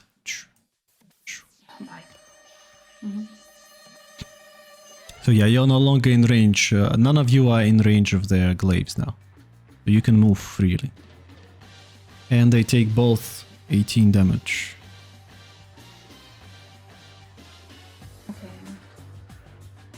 So they didn't take much damage actually from the beginning of the fight. Only like 70 or so. Okay, you still have movement. How many sorcerer points do you still have?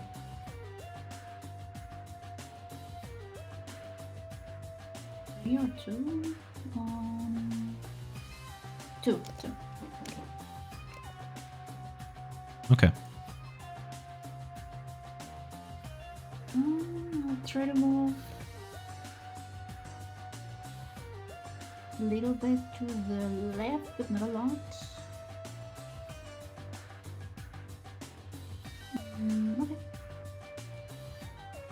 Okay. Alright, it took some time to do that. Farvelt was frightened, and he cannot willingly move closer to Aasimar now as they were pushed, so he cannot really attack them. And as he's screaming there in fear, he saw how Gaki, she has been hit and now she's bleeding out. So Farvelt is using his full action to move closer to her.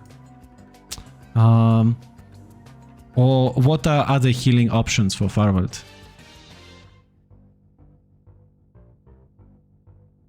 He's out of spell slots, so there is not much healing he can do.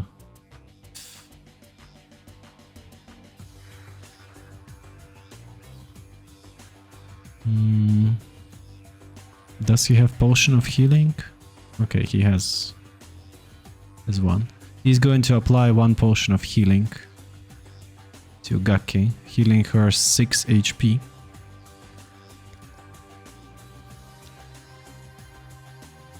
So she's back on track and she's regaining her consciousness. So he can... Huh? I do, but I don't know. The end doesn't seem like. What's happening? Am I missing something?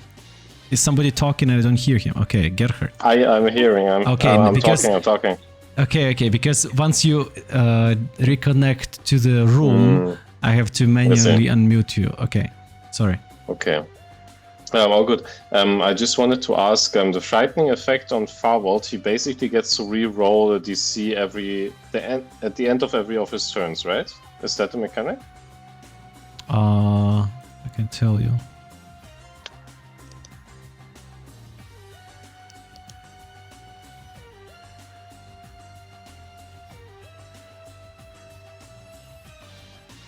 If a target moves more than 30 feet away from Aasimar, they can repeat saving throw. Ah, okay. That's a stronger frightening. Okay, Yep. got it. So not yet, he would need to move a bit further. Yeah, he still So, have yeah. movement. He would be moving on and try to make another save. And yeah, that would be all for Farwald. And now, before we go in a short pause, we have one more action still from Bob. Yep.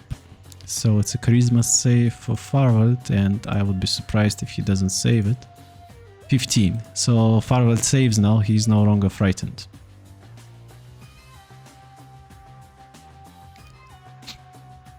Okay, we have Bob. So Bob is appearing coming from the helm of the ship, and he can see the whole devastation that has been caused mainly by Ray's fireballs. And he sees the crisp bodies of the crewmen, and you can see he, as other pirates are trying to load the arbalesters again, he is looking, he sees Rafe and he sees Sas. He saw how Farwald just tried to revive Gaki. And he is going to cast the following spell. So he is fairly trapped as far. So he has used a lot of your spell slots in your fight and before. So his options are fairly limited. But he is desperate. So he's going to cast Lightning Bolt, his favorite all-time spell. And he is going to target, it's a 100 feet line. So basically also hitting one of the pirates in the back. So I would like... Philip. It had like, you know, like a jacket, and it has like a Philip on it written behind.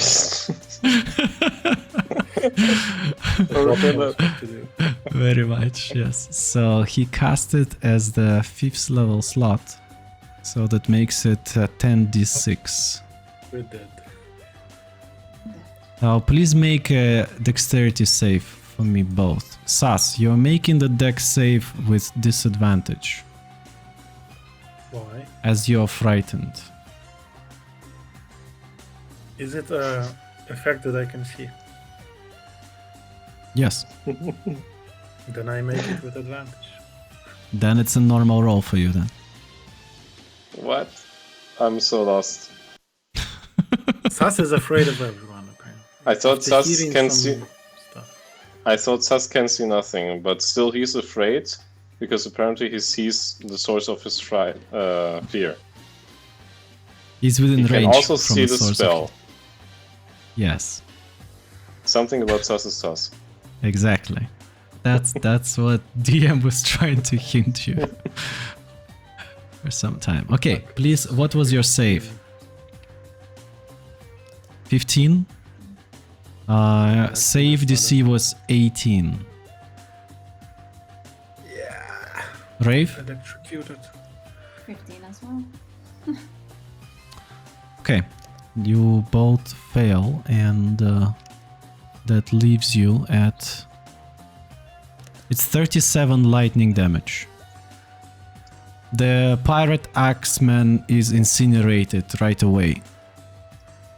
And the other one is just, was barely there on the line, so he kind of like fearfully jumps to the side and hides behind the barrel. He is no longer that inspired to go and join any fight. Yep. Let's go on a short 5-7 minutes break. One request, can we please make it more like 15 minutes? I'd need that time.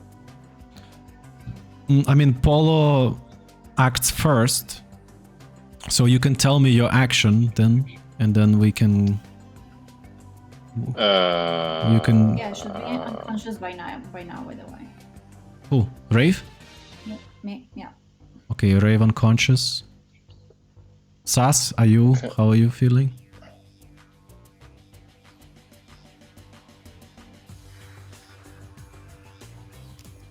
Sas is not feeling well, I guess. So, okay, Polo, your action. So, as you could see that your allies have been shot with Arbalester, with electricity, and with terrifying screeching from Aasimars. Gaki has just been raised up. And what do? You can see how Bob first time revealed himself on the ship. What is your course of action?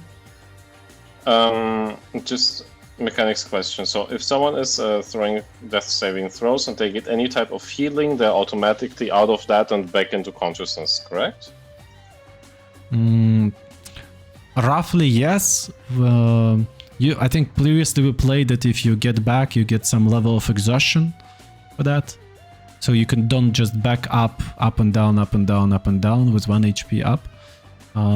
For now, I'd say if you get healing, you get up for now.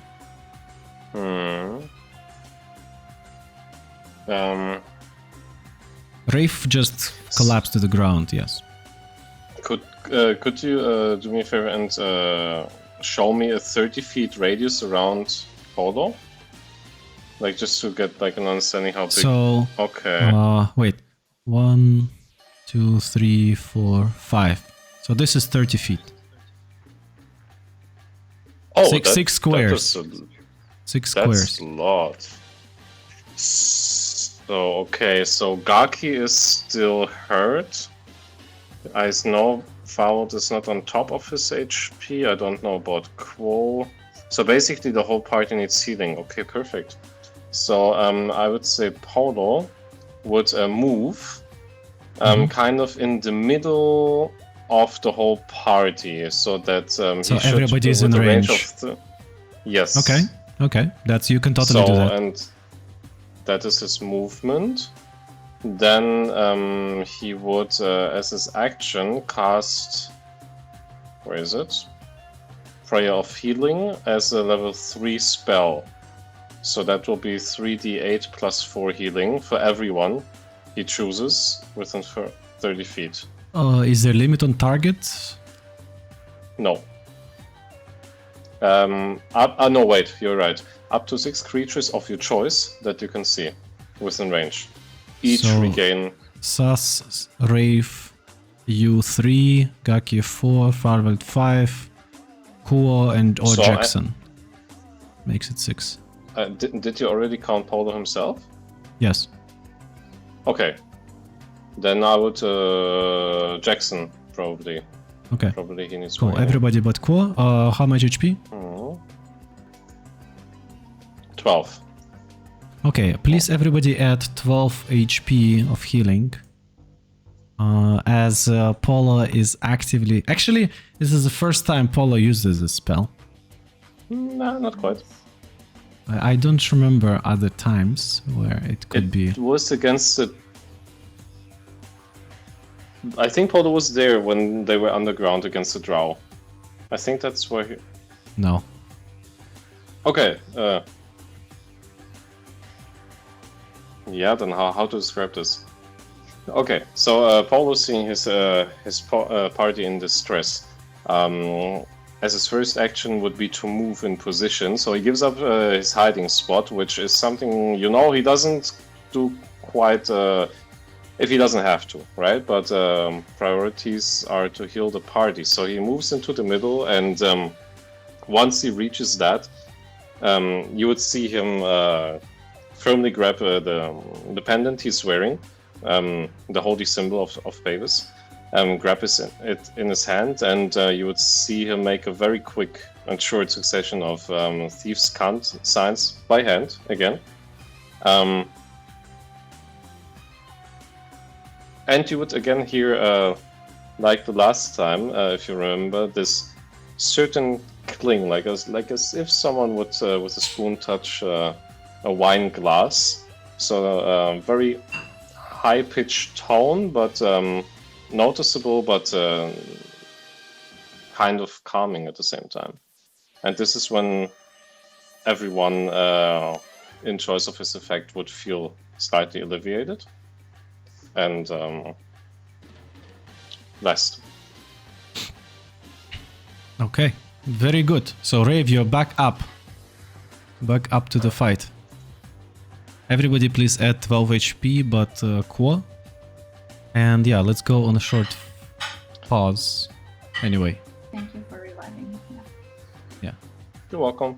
So let's 7 minutes and we back to continue. I'll be away a bit longer. It's Just okay. as a heads up. Okay.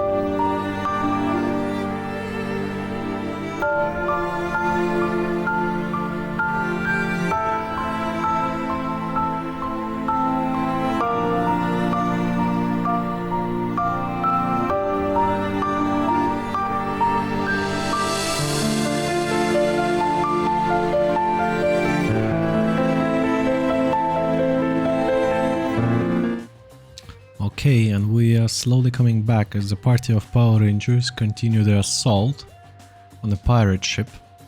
And the things are looking a bit shaky, as one could say, as the ship, withstanding some heavy fire damage on the upper deck, still increases its altitude.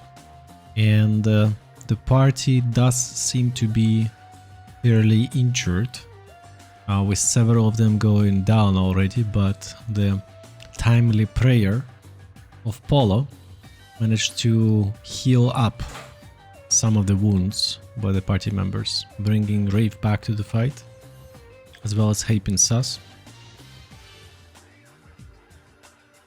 Yep, thank you everybody who joined. Let's see. A couple of our regulars. Maybe Sebastian is here, Surian. Thank you all our latest followers, Mac and Lady Mostella, for helping out. Just feel free to ask questions. We can check about D&D while the players are coming back. I'm gonna pause.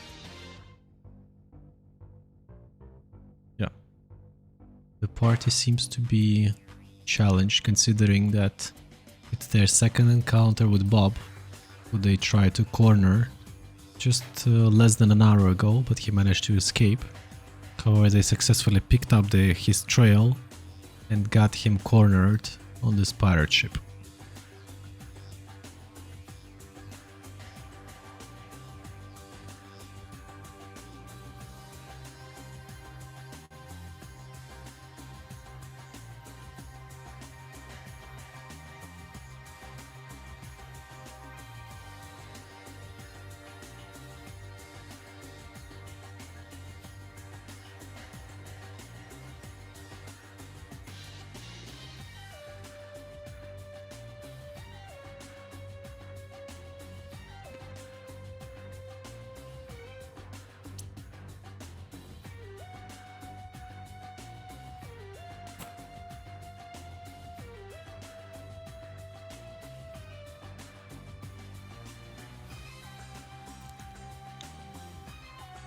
It's also probably time to change a bit music for something more dramatic that Mission Impossible is.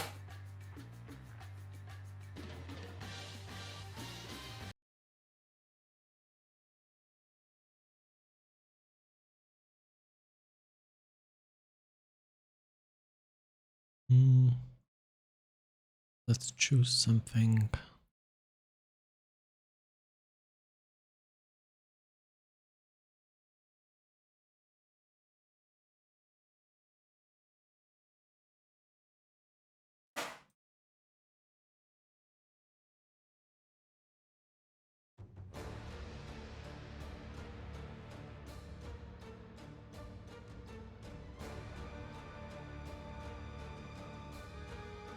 Okay, we have Ray back. Yeah. Very good. Okay, we have only reached round 3 now.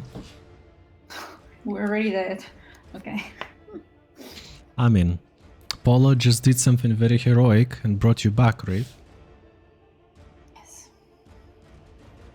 So, you can thank him for that anytime. But that was his action stuff, and he was acting first. Sus, you're with us. You're next in the initiative order.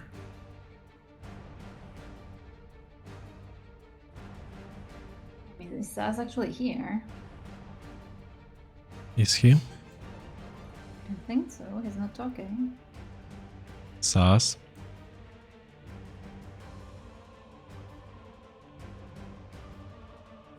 That's why I prefer having faces, so that I can at least see if people are present or not.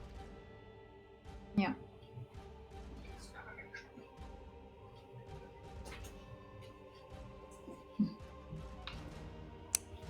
Something is very sus about Sus.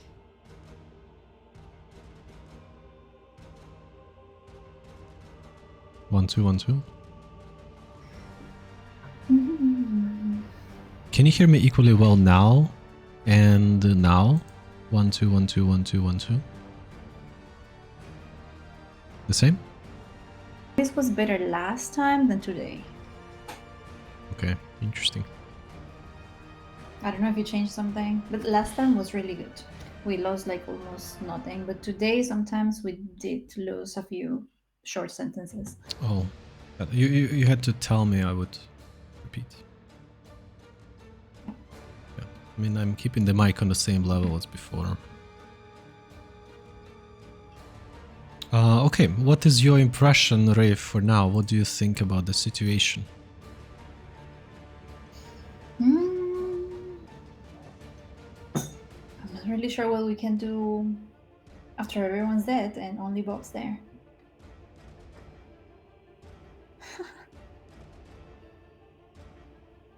And I don't think That's- that we've thought about it. So we either kill him, turn him as our friend again, which is almost impossible, or I don't know.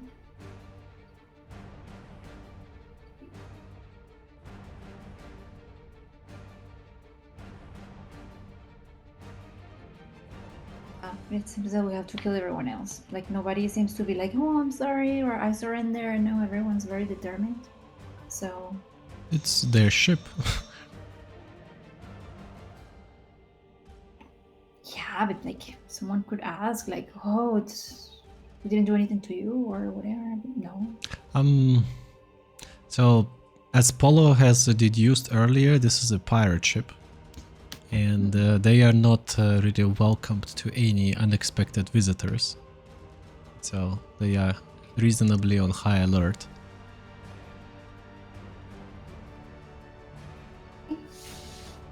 Yeah. Sas, are you with us? You are muted if you are saying something the past 10 minutes.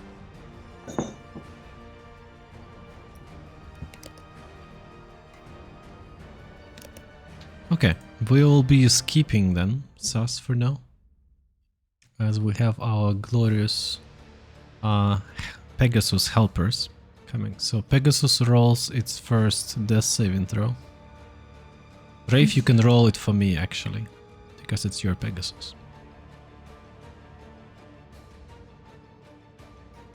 How much is it? Just D20.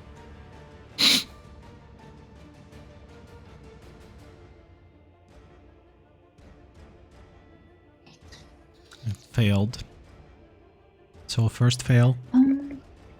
Where is he in the map?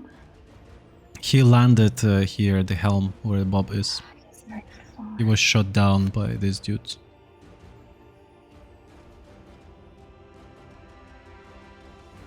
So he is there. I will keep him up here, but he's the saving throw. Okay, I wrote it down. Good. Then we have your paratroopers. So Jackson first is wielding his glaive as well. And he is going to use...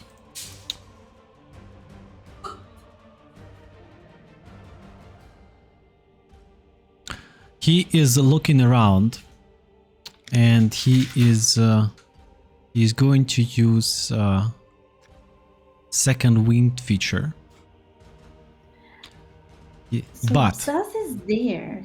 You see that? what do you mean there? He's sending a lot of reactions. A lot of Whatever death his reactions. reaction, I need his voice. Yes, Yeah. testing the voice. I'm ready. Boss. So okay, go, Sas. You go, girl.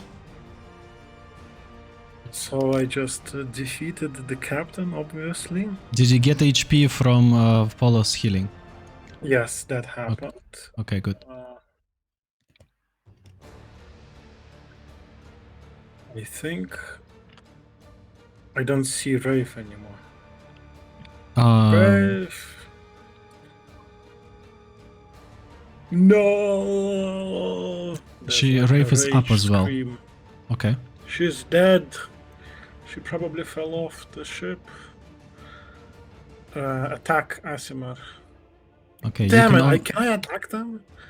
I cannot. move you to them. can get closer to this dude, yes, but not to the one you're actually afraid against. So Am I running away or am I attacking? You can run How does the away. fear Communicating. work? If you Like move me? away 30 feet in the end of your turn, you can roll for save. Yes. So it's about 30 feet distance away from the source of your fear to manage to do the saving throws. And you cannot actively get to him closer. Okay, the SAS got tinkled by some electricity, probably another weather, strike, a lightning bolt strike. But Mhm. and he turns around to the behind him, and he maybe sees a little bit of a tail, of a manacle in the tail, Yes. within his range. It's a new accessory that Rave carries now. Yes, so he runs back towards the Are you manacle. talking telepathically to someone? Does he see Rafe when he runs Yes. close? Yes, of course. Rafe, no.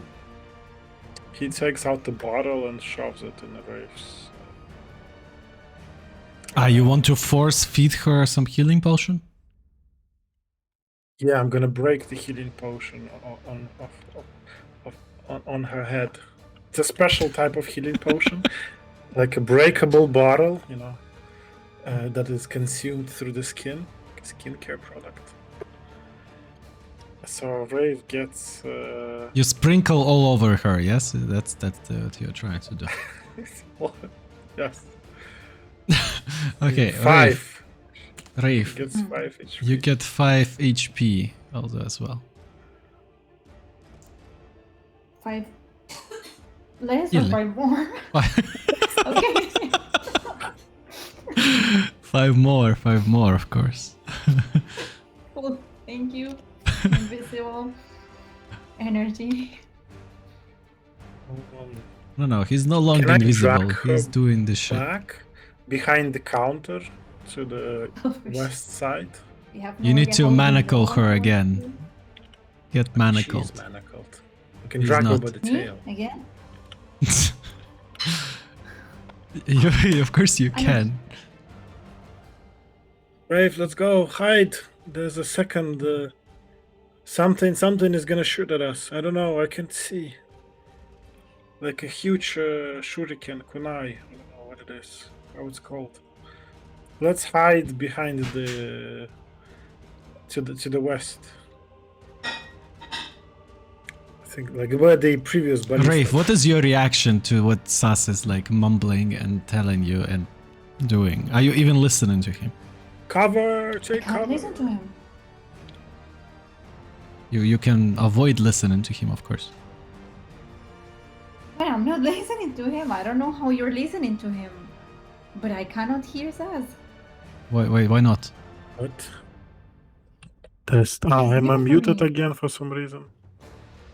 Wait, I could hear him all along. Test. I can No, hear I him. couldn't. That's why I'm asking you. If you're talking to him telepathically, I can't talk. I can hear him. Wait. What? Actual telepathy. I can only I- hear you.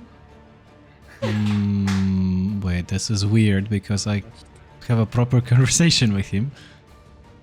That's why I was so lost. Sorry, but okay, that's Test, weird. I don't know. Test. Testing. Testing. Wave. Connecting. Hey, what? Should I rejoin? Refresh? Try to rejoin then. Test.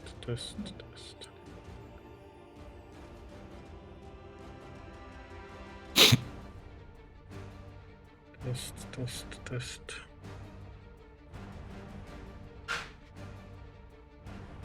Yeah, maybe bugged. Let's do it a little bit different, but effectively the same. I'm gonna rephrase it when the wave shows up. Real telepathy. Yes. Okay, try now. Testing. Wave. I hear him now, but Hello? I think I have the wrong microphone. Test. Wrong microphone test. I hear. Don't You can hear. talk. Test. Wrong Yeah, microphone. Everyone's back. Okay. Yeah. So the Sas runs towards you, reaching out with his hand because he cannot see very well. But then he notices the manacles on the floor, so he realizes Rave. the rave is not dead yet. And then his eyes go up from the tail, and then he quickly takes out a bottle and like gives it to you literally in your face and says, "Drink it," and drags you in behind the cover to a bit to the north and then to the west, where the other ballista was. There are still a couple of guards there in the fight with Jackson. We ran past them. I didn't see them. Okay, you No, the a bit more south, like 2 south. No, that's north, south. Here, yeah. This is a socket. Yeah, we duck there, behind the cover of the rails or whatever it is. okay. If you say so. Okay, that So was... Rafe, now you have a healing potion ready to be drinked as a bonus action in your turn. I thought I had already drank Wait, it. she already Wasn't the applied it. 5? That was a... Yes, yes. Well, you're so fast. Then you drink it. So. It was force feeding, so you did it already. Okay. You said you had given it to me like that. Yeah. Okay, and that's it then. Okay, now you have a Pegasus. Sas, please roll for me the save against fear, because you can do it now. Which is charisma or which one? This should be the charisma saving throw. DC 14. 9. Very good. Still frightened. Okay, Oh, you have a... -2. So Pegasus, the horse, failed saving throw. As for the your crew, Jackson is swinging his weaponry. And he is trying to dispatch... wait. As a bonus action, he is using the rallying cry. As he shouts, "In the name of the Duke, lay down your weapons!" And as he is shouting this down, "You pathetic contrabandist," it also imbues several of you with healing. So as he shouts that, how many? I'll tell you how many people we can do that.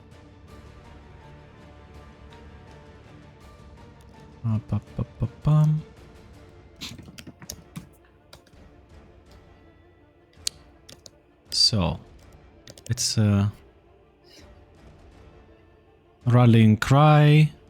Up to 3 allies. So he saw Rafe being hit very hard. He saw Gaki being hit really hard, and he is also doing it on himself. So you all would be regaining 15 HP. Not bad. Thank you, everyone. So 15 HP normal. Gaki as well, 15 HP. With all the healing, Gaki is almost at full, you know? Right. Yeah, the only problem, her pool of HP is not that high. Yeah, so that was a bonus action. Then he swings against the boys. 17 hits. Second attack hits. He no longer has a bonus action, so that's it. One of the pirate guards falling down, the one that was injured. There's only one left. Then you have Quo. Quo still keeps the concentration, and he saw how Gaki has been hit. So he's going to call the lightning and on another Arbalester, and would be damaging it with a lightning bolt. I think okay, casting a spell. Spell has already casted. It's just 5th level spell.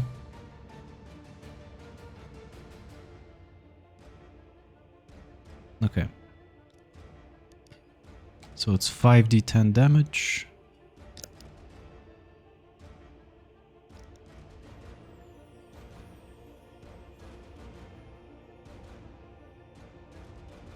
$37. Let's see if the dude makes it. It's a dex save.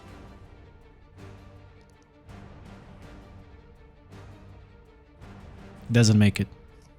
So as one of the pirates has been just reloading the Arbalester, he's been crisped to death by the lightning bolt that appears just above his head. That's what Kua does. And Gaki, being reinvigorated by this amount of healing, she sees those pesky Aasimars, and she is going to cast the spell called Hypnotic Pattern. What? Hypnotic Pattern. Okay. So How much did we get from our Jackson? 15. 15. You didn't get anything. What? It was only Gaki, Rave, and himself. Yeah, he cannot do a lot of healing. That's one of the ways how fighters can actually do healing with a second wind thing. This archetype. Okay, so the hypnotic pattern, you notice how there is a massive amount of flickering just objects appearing right in the air in the center where both of those Aasimars are standing, and both of them are in the effect of it. And they all seem to trying to remove them from their eyes, trying to clear that out and just not to be confused for a moment. And they need to make a wisdom save 14. Let's see if they make it.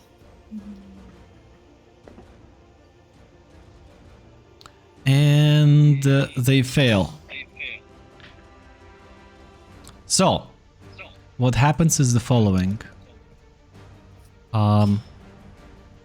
They both are now incapacitated and have a speed of 0. They are considered to be charmed, and the spell effect, it's a concentration of 1 minute. The spell effect ends if they take any damage or anyone tries to shake them out of this illusory problem. So both of the Aasimars are down. They're not even at half HP, so, but they're confused by Gaki's spell. So that was your Pegasus assistance crew. Aasimars are both confused and incapacitated, they're down. Sus, you are still greatly afraid of a creature that just collapsed to the ground. Something scary was the way how it landed with its face down. It's planning something. It's gonna do something. Yes, I don't trust it. It's not fallen. It's an illusion. It's probably behind me somewhere. Okay, we have pirates left. So, one pirate is fighting the Quo, one pirate is fighting the Jackson, one pirate is just scared because his friend was just incinerated by a lightning bolt. So he just ducks inside of the lower deck. So, meanwhile, the other two couples, they are reloading the Arbalesters, spending their full turn. So, yes, that's the pirate action. Brave?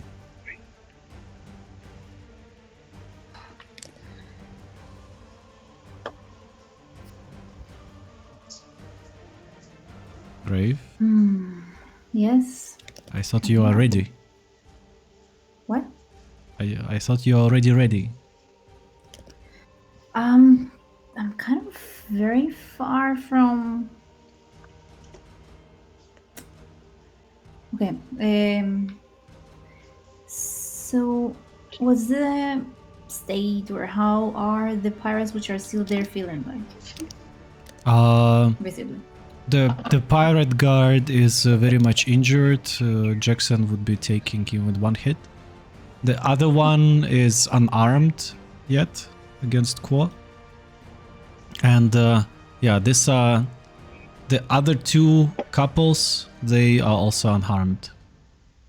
That's the only pirates you can see within the vicinity. And you can also see Bob standing on the helm behind the rails as he casted those spells last round. Okay. The Aasimars are currently lying on the ground here in the spot they were.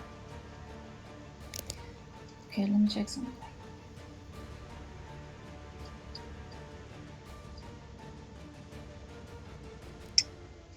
I mean, Bob and company, they are within the range of a fireball, right?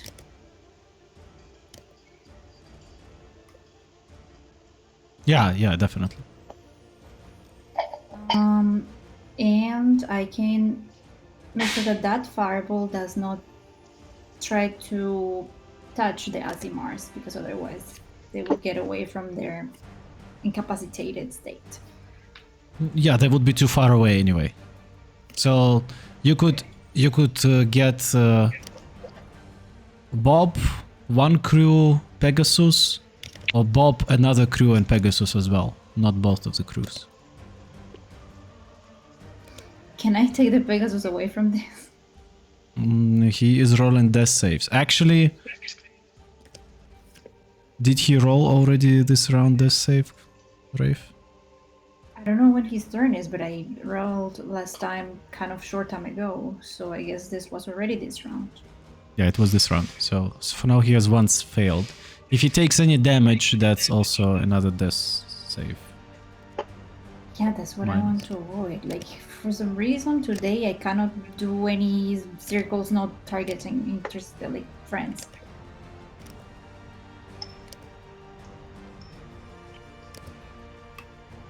Yeah, keep in mind that he is on the ground.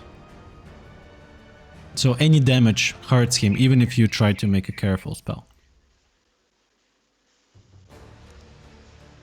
Fine.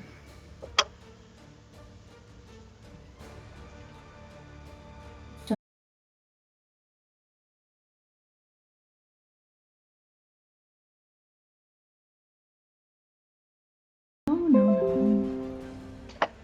It's a crit. It's No, one of it's them 18. probably, right? 18. Not crit. No, not. The not formula looks very strange if you look at it. It's 18 plus 12. Okay, it's not crit. So it's 30 to hit, fire damage 32 plus affinity 4, so 36 damage. Firebolt. That immediately dispatches one of the pirate that you've targeted. He just like collapsed with a missing, with an arm that has been burnt with a firebolt. Sniper shot from Okay. Grave. Good. And I'm gonna use the bonus action to use Healing Word on Saz. So as you're sitting here next to each other, he seems to be keeping these manacles as if a leash, you know? And you're gonna heal him. Go ahead. It's okay. Yes. It's just 6 healing, but I felt that he was like left out in last healing round by Jackson, so it felt like he needed some more. Yeah. Okay, please. Yeah, 6. Saz gets some healing. Very good. Okay. And I think I'm staying here. Yeah, it's fine. I'm staying here. Okay. We have Farvald acting. So now seeing that Gaki, she is up and standing. Does Farvald have any ability to quickly move? Any Oh, features? that depends. Does he have the Hexblade Curse or Hex on any enemy? Because if so, he can use a bonus action to teleport behind them or within 5 feet of them. Okay, no, that's... I think the M does not hear me. I do hear you. I Right? do hear Oh, you. okay, good. Good. No, he doesn't have the... He cannot cast the Hex out of spell slots. Not cast Hexblade Curse. Because he already used it. Accursed Spectre, there is no bodies that he has killed next to him. Gaki tells him that he better not touch Aasimars yet. So, he sees Bob. He's going to cast... What's the range? 60 feet. So, he is going to move with his full movement. And he's going to cast Finger of Death on But- Bob. But he's not gonna kill Bob. Why mean- Finger of Death? Sometimes we lose friends.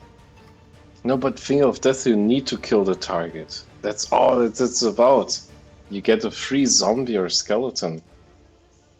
No time limit. Howard knows this, right? I mean, that's about the damage here. That's the max damage he can do. Yeah, Bob that's was true, but untouched yet. he also has Animate Dead.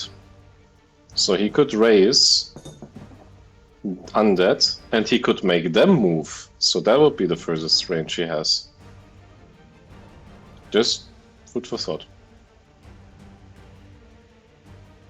Okay, that would be in Farvel's action, yeah. So Farvel uses Animate Dead, 3rd level Necromancy spell. And yeah, he's gonna target one of the dead bodies of the pirates that was there. Let me find a good mini for him. I think I asked you about the spell specifically, and I think you said it should be treated as a 5th level spell because all his spells are kind of 5th level. I'm bringing this up because this would increase the number of undead servants. So that would be a critical rule right now. A critical ruling.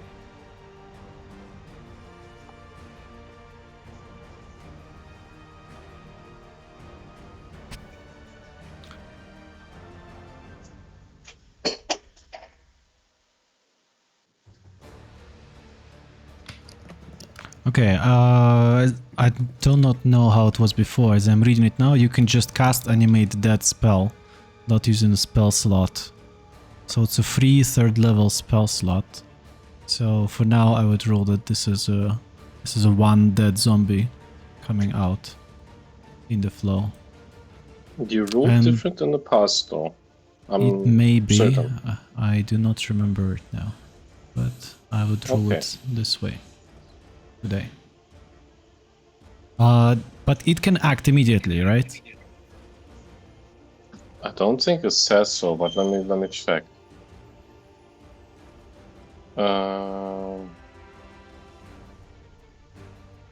On each of your turns. So since it's Farward's turn, yes. Yes. But it so- will cost him a bonus action to command it. Yeah, he didn't use any bonus actions anyway, so it would be running all the way up to the stairs to try to engage Bob melee. Brains! And this is by no means concentration, so it's all fine. This undead servant is something really to Farward's liking. Yep, so now it would be Bob's turn. So Bob sees an undead running his direction. And he sees that his Aasimars just drop down to the ground. And they don't seem to respond to commands. And also... not good.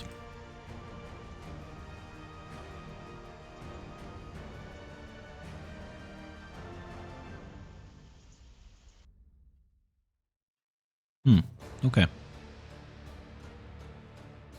Bob would be casting Dispel Magic.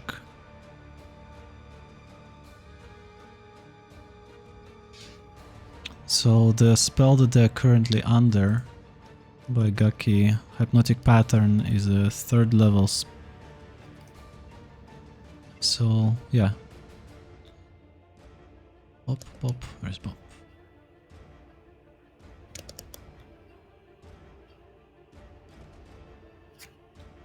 So Dispel Magic, 3rd level spell slot.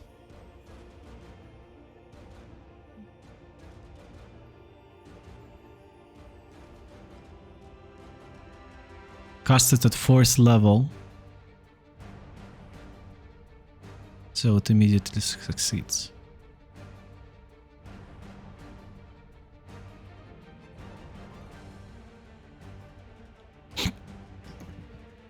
Unfortunately, you can only choose... Choose one creature, object, or magical effect within range. So he doesn't need to target one Aasimar, he can target both. So both of the Aasimars are now losing the Hypnotic Pattern, but they still lost their turn. Nonetheless. Yeah, that would be all. Polo, your turn. Round 4.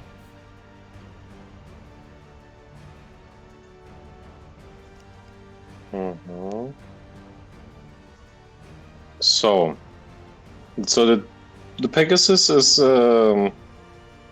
rolling death saving throws. He already Where failed is it one. exactly? Yeah, but where on the map is it exactly? Next to all Bob. the way back. This is where Oh, he wow. crashed, yes. Yeah. That's far. Hmm.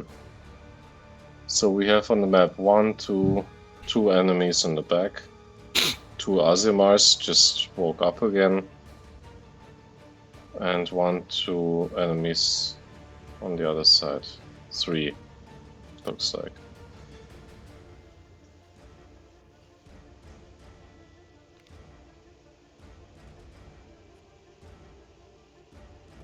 Can you quickly show me where... Ah yeah, Polo is the red. No. Where's Polo? There. Okay, thank you. Next to the red, yes. He's so sneaky, it's hard to see him, yes. Actually, yes.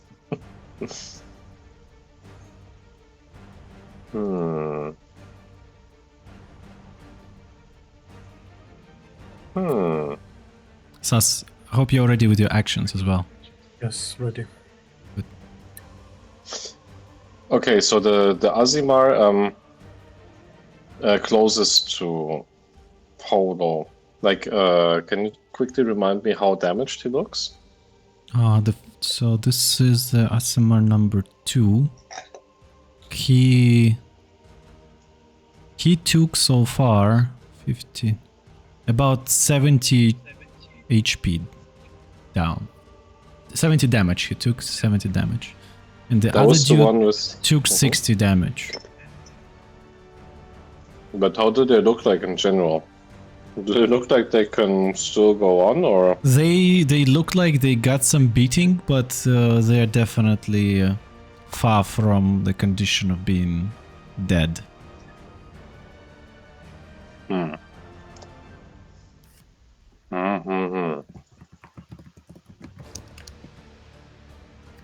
So they're I about kind of wanna- 35% down. Yeah. Oh, what's 180 HP? Great. About 200 HP? I'm talking Wow. approximations here. Wow. Okay, Maybe 40, but yeah. 40 would be more accurate. I kind of want to give it a try. Go ahead, try. I thought I've you been were ready. ignoring it for way too long. So, it should be within 30 feet between, less than 30 feet between Polo and Aasimar, I suppose. It is, yes. So I think Polo would very consciously grab the Jewel Vorpal dagger Okay. because he thinks it's time. He feels luck is on his side. Okay, And okay, okay. he feels like we need a quick result here, so Polo's gonna take it in his own hands, and he's gonna use his movement to close into the Azimar Oh, and attack with his movement, and then use his action to attack with the Jeweled Vorpal Dagger. okay, so this is a sneak attack because you're Schwackler. Yes? It's not hitting. Oh, that's 14 hit. No. So I think Polish should be even smaller compared to this SMR, yeah. Okay, maybe what's the bit? Okay. So yeah, before any cinematic can happen, Polo just misses. Sorry. He becomes very conscious of how big the Azimar in front of him is, especially. Wait a second. How much did you roll? 14. 14. Wait, maybe Gaki can do something. Oh.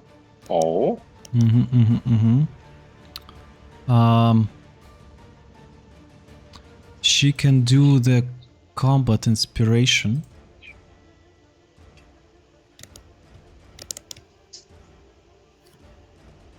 And her dices, bardic inspiration, are... She can add d6, I think, to your... No, d8. Okay, she's trying to use the... Does it work like that? I thought that you had to give it before. So for her, it's a combat inspiration. So you learn to inspire others in battle. Creatures that has a bardic inspiration die from your roll can die at a number. Roll to a weapon damage. Roll just 8. All when attack roll is made against the creature. At the number roll to its AC. Okay. Anyway, I'm gonna rule that she can use it to inspire you to attack. So because That could work. So she's gonna roll a 1d8 and add it to your attack roll. She rolled 1, sorry. Does she have inspiration? Does she have inspiration? She's a bard, she must be inspired. Sorry. No inspiration. Ah, sad. Okay. Then Paul becomes very aware of the height or size difference and understands this is not a foe to be taken in combat, so he uses his bonus action to disengage from where he came. All the way back as far as he can. Okay, yeah. All the way back. Okay, well planned. Executed. Done. Sas. Do something epic, please. You're still afraid.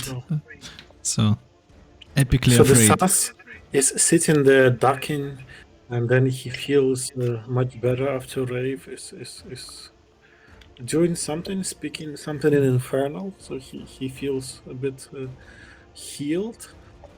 And then he turns his head and he sees a huge ballista. And it says made in ironwood on the side of it. And he remembers this is exactly the wood, the famous ironwood wood from the ironwood arrows Okay, good. from the place he started. So he sits behind it. So, yeah, this one. Yes. So there is a much smaller type of it's a crossbow, not really a ballista. The ballista was more arbalest per se, but yeah, it's there installed, ready to be used. The only thing you need to do is to load it, and it does have the ironwood indicators there you mentioned. So he attaches a new ammo pack to it. Because Okay. it's all obviously automated, advanced technology. Okay. 3 arrows in one shot, one after another, like a shadow arrow technique. The first arrow hit, and in the shadow of the first arrow, the second arrow, and then the third arrow, in the shadow of the second, So and he uses then the fear to his Stunning advantage. arrow as well, no? Stunning arrow, are you kidding me? He cannot see very well, so he touches the arbalete, and then he uses the fear. He uses the fear to aim the arbalete in the direction where he feels the fear is the most. Yes, and then he uses action called Stillness of Mind to remove the fear. Is it an action or so bonus he- action? It's an action. Okay, so you load it and you stillness of the mind. Like shooting at the same time, that would be already too many actions. Yeah, I'm not shooting. I'm Yeah, so And it's ready bonus to be shot. Yeah, action- exactly. You are setting up your position. loading, putting some poison on it, and then getting rid of fear and aiming. Yeah, that's it. Yeah, exactly. So next round you can shoot it actually. Yeah, that totally works. Yes, that's it. Okay, cool. Very cool. So Sas is mounting a mini ballista there. Okay, Sas is there. Now you have a Pegasus crew acting.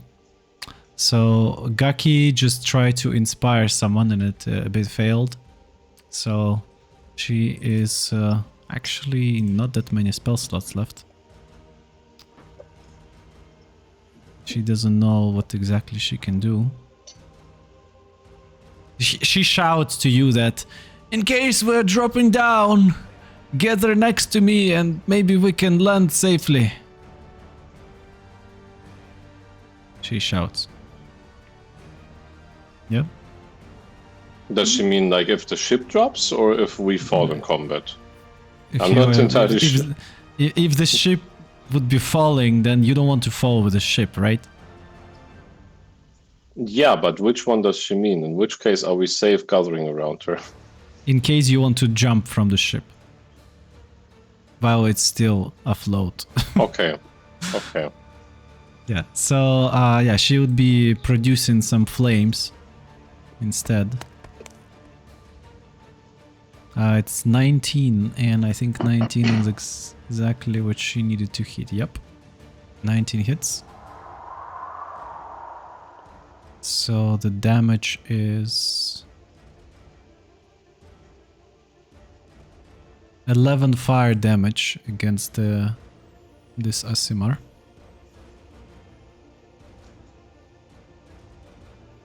And she would be like, ah, hiding somewhere behind one of the things. Jackson, meanwhile, is hitting the pirate guard and with 2 shots, dispatching him, ready to engage somebody next. He sees Kuo behind and then he runs to him to assist him. And he uses Action Surge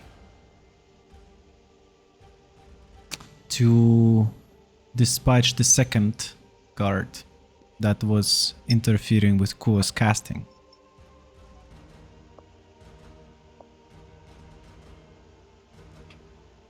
So he is a very loyal butler protecting the side of a Kuo. Okay, now you have Kuo, who is at the back, and he's deciding what he wants to do. He saw the Arbalester, but he also still has a concentration on the lightning. He's gonna use the lightning against the Aasimar. So it's 5d10 again.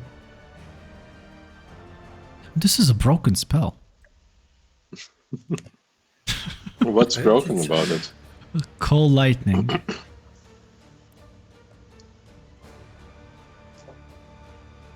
Basically, on each of your turns until the spell ends, you can use your action to call down lightning in this way again. There are many spells that work exactly like that. Moonbeam, for example. If you upcast Yeah, it, it should have the same effect. He also has Moonbeam, but he already cast Call Lightning earlier. It's concentration though, right? It is concentration though, yes, but nobody targets him. No. Okay.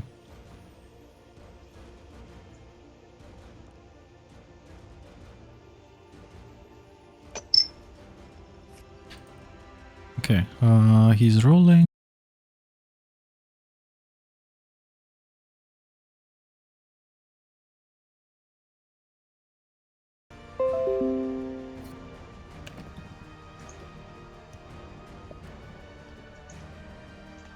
16. Okay, he made it once and he failed once, so it's 1-1. Okay, thank you everybody who joined as a party of our rangers continue their fight on the board of the pirate flying ship against Bob and Asimars. Bob the Wizard. Okay, that was all people from your Pegasus support crew. Now you have 2 Asimars. So one of them is going to fly all the way to Rave.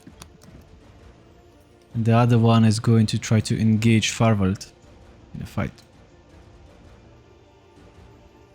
So first let's do the Farvald attacks. 10 misses, 26 hits, 26 hits again. So it's 13 damage in total, not that much. So he's not gonna hide in ice. Farward could use as a reaction the acid cloak if he wanted to deal back acid damage. Just reminding. Yeah, he actually should do it. It's 2d10, correct? Correct. Mm-hmm. Okay, that's it's a reaction. Cloak of Acid Rebuke can be used 3 times. Okay, charge used. 6 acid damage done. Marked. Ooh, that was a weak roll. Sad. Yeah, that was a side roll. Okay, now we have a Wraith being targeted by another Asimar. 13, 16. Does 16 hit? Yeah. I mean, wait. Yeah, it does. Okay, so 2 hits. Next one was 18. So it's 5 and this one is a crit. I mean, it's maximum damage. So 19 slashing damage, Wraith. Okay.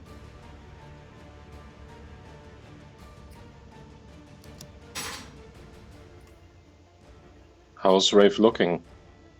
From Ooh. fit to bloodied to bones broken to barely breathing?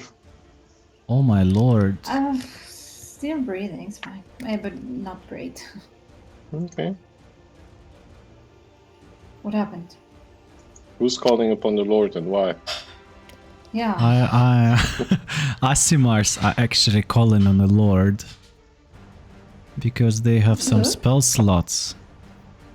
I thought that they were gonna die. Okay. So this time, as they are inflicting the melee damage on you, you see how the glaives that they're wielding, they start to move way faster than previously. And just the speed of a hit actually makes a loud knocking sound. Like a thunder, as if a thunder What? appears. They have booming blades? No, they have thunderous smite. What's that? That's like force smite, just thunder damage. That So, can 2d6 strong. thunder damage. They are amateurs. Wraith, I would like you to roll me strength save as well.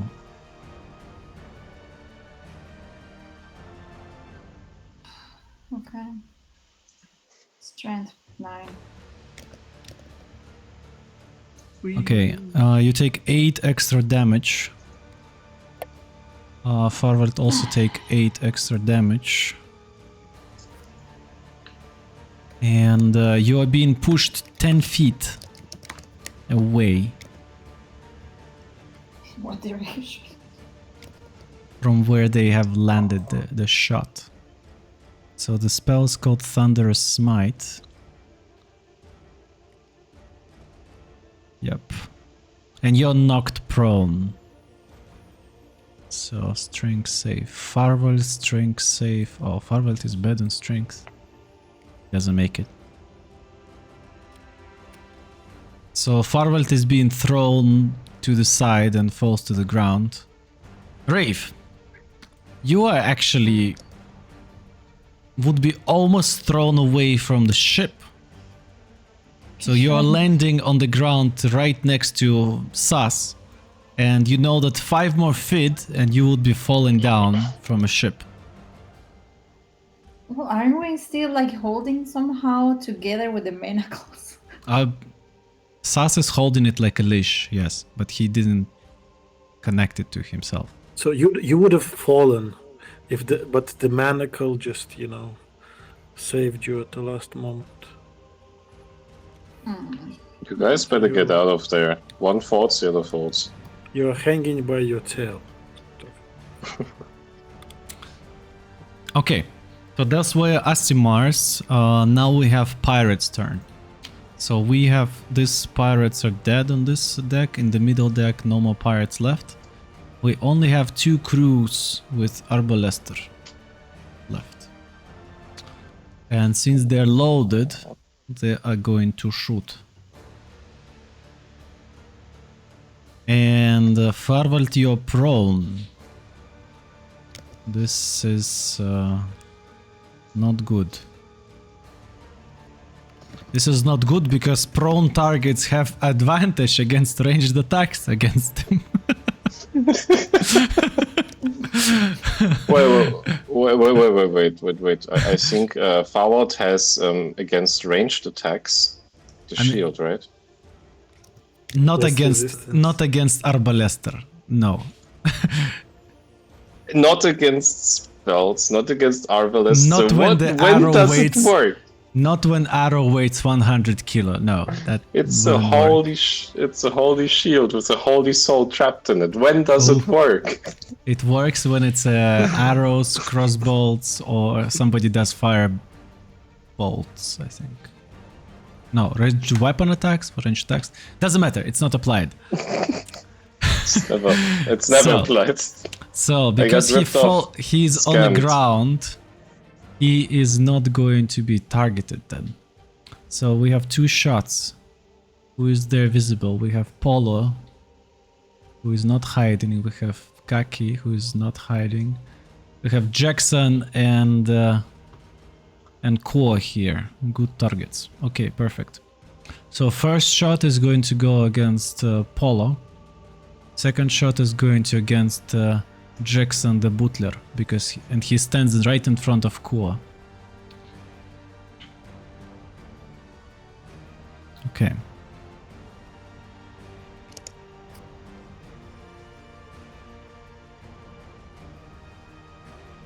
Okay, first one is a critical miss. So as the dude on the right tried to aim, he's like the only one left person from the crew to operate it. So he misclicks it and basically ruins the whole mechanism of Arbalester, breaking it completely. And as the arrow is sort of like falls down. So meanwhile, the second one shoots. Oh shit! It's a crit.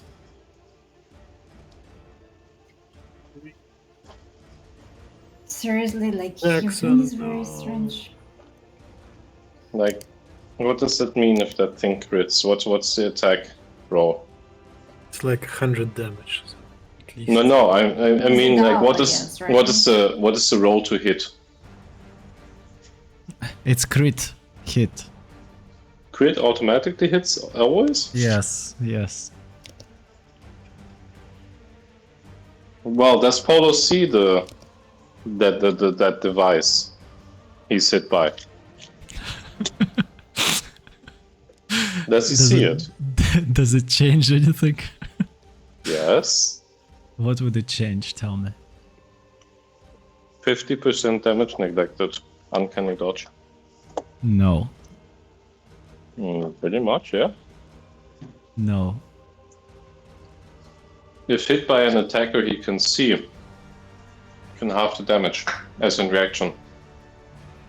No, That's what it says. no. Yes, it's there. You can read No. it. I'm telling you, it's not going to work. So, so because it's a crit, it's a double damage.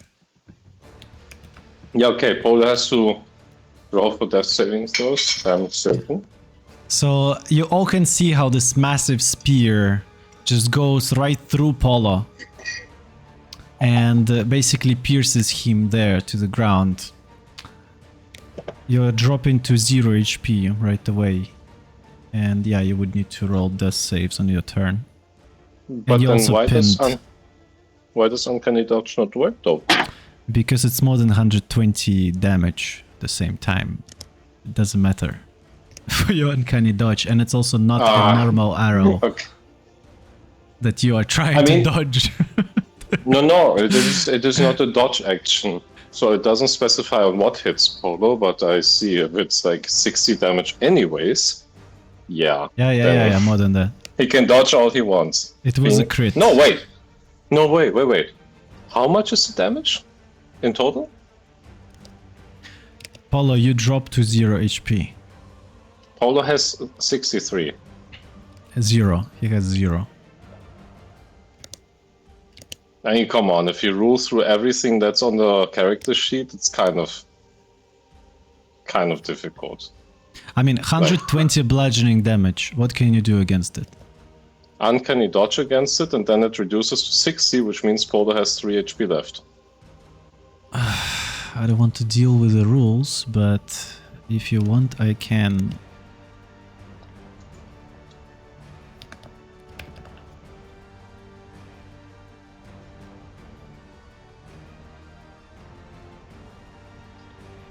I mean, if it's somehow backed by the rules, yeah, cool. Then it's okay. But if it's indeed halving the damage, then he should be left with 3. So yeah, when an attacker that you can see hits you with an attack, you can use your reaction to halve the attack damage against you. So can you please explain to us how you're going to limit 120 kilo metallic bolt shot at you, halving the damage from it? So tell me how. Yes. So when normally that thing would have hit Polo, right? Because it was a crit and everything, it was pointed on target. He can use his reaction, giving his training. He's a very agile person, first. Second of all, he's a small creature, right? And he is very nimble. So what he can then do is use the Uncanny Dodge, which he has been training for years, because he could see the attacker. Even though it was on point, he could see it, so he could anticipate and move slightly out of the way so it would hit him but not pierce through him. Which is why he still takes lots of damage, because it's a massive, no, it's not even a bolt, it's a huge missile. So it would probably rip. You could imagine him doing a side turn. And instead of going through his chest, it would, strive his chest, ripping off some of the flesh, doing insane damage, big time. But he would kind of dance out of the way. He's not deflecting it, he's uncannily dodging it.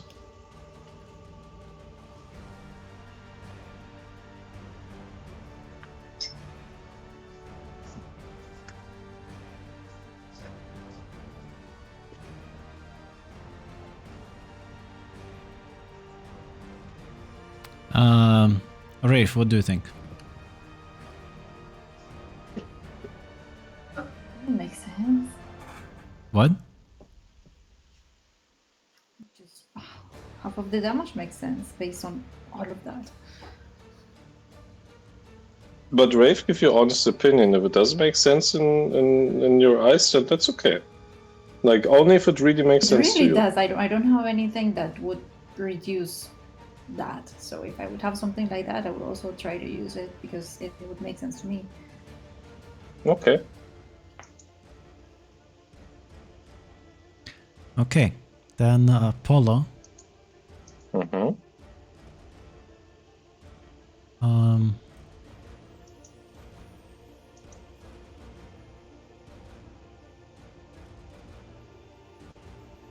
Okay, to I be think fair, that would That would be the most epic dodge that you have probably performed in your career.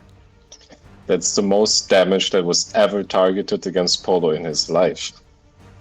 So, to be fair, given the missile size, it would make sense that Polo would be knocked prone. It still has power. It would push him, you know, while severely damaging him. Okay. Considering that Polo is all nimble and seen the attacker and a small, actually, creature, not... and he's literally facing the biggest missile targeting him ever in his life. I think this is more even scary than even the Concordia ship situation. As it literally could have just pierced him through and just leave them there as a butterfly in those butterfly collectors shelves. Yep.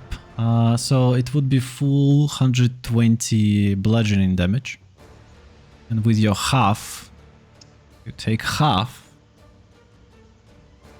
And yeah, you're prone. Okay. So down to 3 HP. Barely alive. Okay.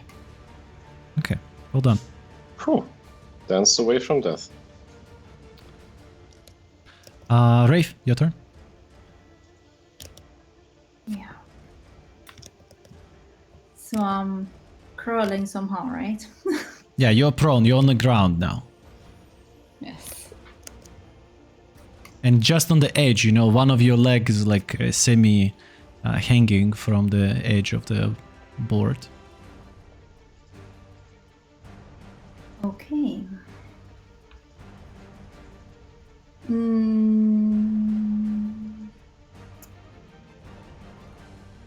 But I can still see from my location, right? Yes, everything is visible. There is nothing that obscures your vision. Okay.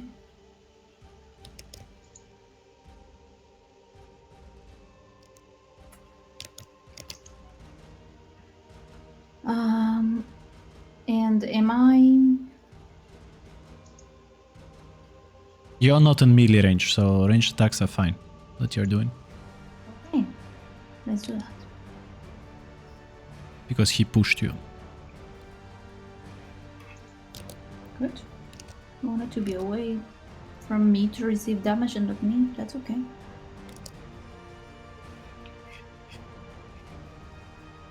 So Whom do you want to target and with what? No, I want to probably use a fireball. You still have some. Okay. Yes. Yeah, you can do target both of the Aasimar if you want. That's exactly what I wanted to do. Yep. Well, on the ground, so I look very weak, but I'm still gonna do it. I'm trying to imagine that. Right. You could also think of it as a sniper shot. You know, you're lying on the ground, you have maximum aiming stability. I mean, one does not simply aim for fireball, you know. it's more like calling airstrike, you know, like. Okay, fair enough. Okay, lovely. Please cast the spell. Yeah, done. So 13, My lord, how much damage? Please. 51. Sick. 13. They fail. Nice. So the dude that was just hitting Farvald and was damaged the most is you can see how his wings are crisping down, and as he's falling to the knees, it reminds you of another Aasimar that you also have killed with fire, the Forest Stalker. That was back then, 80 episodes ago. Okay. 80. Wow. Yeah, about 80 episodes. We are in the episode number 126. So that Aasimar Yeah. number 1 is down. And the second one also failed, and he gets 50. How many? 50. 51. 51, damn it. That's a lot of damage. Okay, he is way below half HP. Half. Okay. Yep. Yep. So that's your. Do you want to crawl up anywhere? Crawl down. If I crawl up, I mean, I don't want to be on the border. Can I crawl up a little bit to, in a direction where I wouldn't trigger his attack or something? Yeah, He's yeah, kind of course. Suffering, right? He wouldn't really attack me. No. Yeah. Okay, Wraith crawls away. Anything else? Wait. Probably gonna use. I haven't used bonus action, so I'm probably can gonna use that. Can do some healing. It's Polo that is near me, right? Yeah, Polo has. You have seen how this massive spear almost ended him right there, right now, and he's just been pushed by the impact force. Yeah, I'll use healing word on him. So 7 healing. Just the big. Oh, okay, thank you. Nice, nice. The party Stopping is some of the bleeding. so much healing today, huh? From everybody. Teamwork. Yes, yes. Okay, lovely. Now we have Farwald acting. So first of all, he stands up. So that's already half of his movement. As bonus action, he orders the zomboid to go and engage Bob and Millie.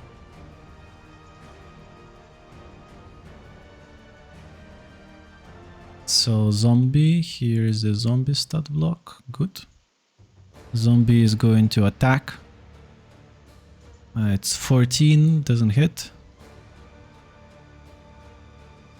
Brrr. Yeah. But now it's in melee range.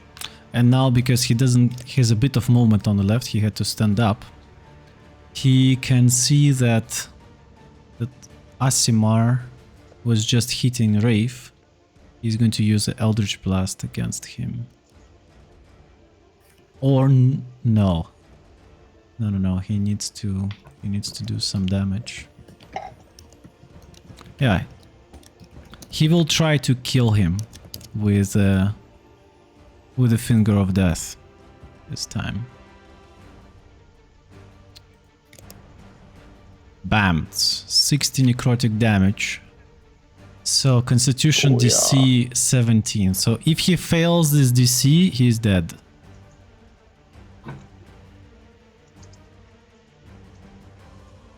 So con save. He fails. Nice. So, Gerhard, can you please describe us the Finger of Death usage? Thanks, it's actually cool to describe these things. Just give me a second, I didn't expect this.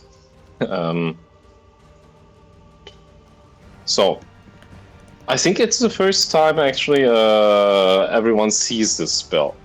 So, even though maybe you heard Farwald brag about it at some point earlier, you didn't know what it was really about. So this is one of the really powerful spells, and you would basically observe Farwald how he is in an instant. You know, he would lock the target with his eyes, and you would see like in his eyes this typical the color of the energy of his spells would immediately become apparent in his iris. They would, like, from one instant to another turn purple, deep purple, like with a wavering around them. He would then in an instant take 2 fingers of his right hand, put them to his chest, and then point them directly at his enemy. And out of them, you would see a beam of energy, like same color as you would see in his iris, wavering together with something dark. So it would look like kind of a type of, as if shadows would have the same aggregate state as water, and they would be flowing, they would be shooting in this direction. That is what you see, and it happens in instants. Like, this is nothing you think anything could escape. Pure death. Pretty much. Unleashed. Yes. As the spell hits him in the back, he was just about to make a couple of steps, but then his body limps and falls down to the right side. And there is some transformation happening with his body as it drops dead. Seemingly dead. Spoiler alert? Like, it happens the start of Howard's next turn. Yeah, exactly. Okay. Transformation happens already now. It's a process. Yeah, so that was Farvel's. And as you do that, you hear a shout from the helm as Bob observes you. How dare you turn his servants into meaningless husks? He shouts at you, Farveld. I think the only reaction Farvel would have to this is a very deep laugh coming from his belly.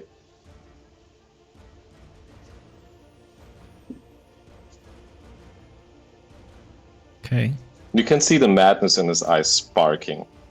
Because the more he draws on the power his patron gives to him, the closer he becomes to his patron's essence. In this case, well, you know. Farvel is kind of on the brink of snapping, you feel like. Like, given everything, party down, and friends on the floor, difficult fight. He enjoys this moment. He enjoys this moment so much because he's taking away and putting something under his control. He's on the brink of snapping. Nice one. So Bob is also quite upset as it's his turn now. And he would be moving a bit to the right. He would be getting attack of opportunity from the zombie. And it's 20, it actually hits. Ooh. He gets 6 damage. Okay. My lord. Almost maximum damage. But he... Oh, God, Six. Oh my god, 6 is almost maximum. I mean, I'm so used to the Dance Macabre, which gets like an attack boost, right? So I was about to add something, but no, that's it. So he would be very angrily aiming at the perfect aim as he has movement. As he would be casting the favorite spell of all times. Again. Oh, again? Okay, I'm What ready would it... again.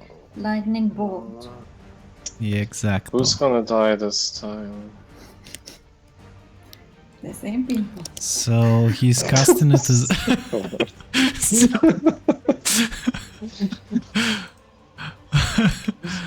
So he's casting it as a 5th level. What's up? I have some messages incoming. Oh wait, no, that's not from here. Okay.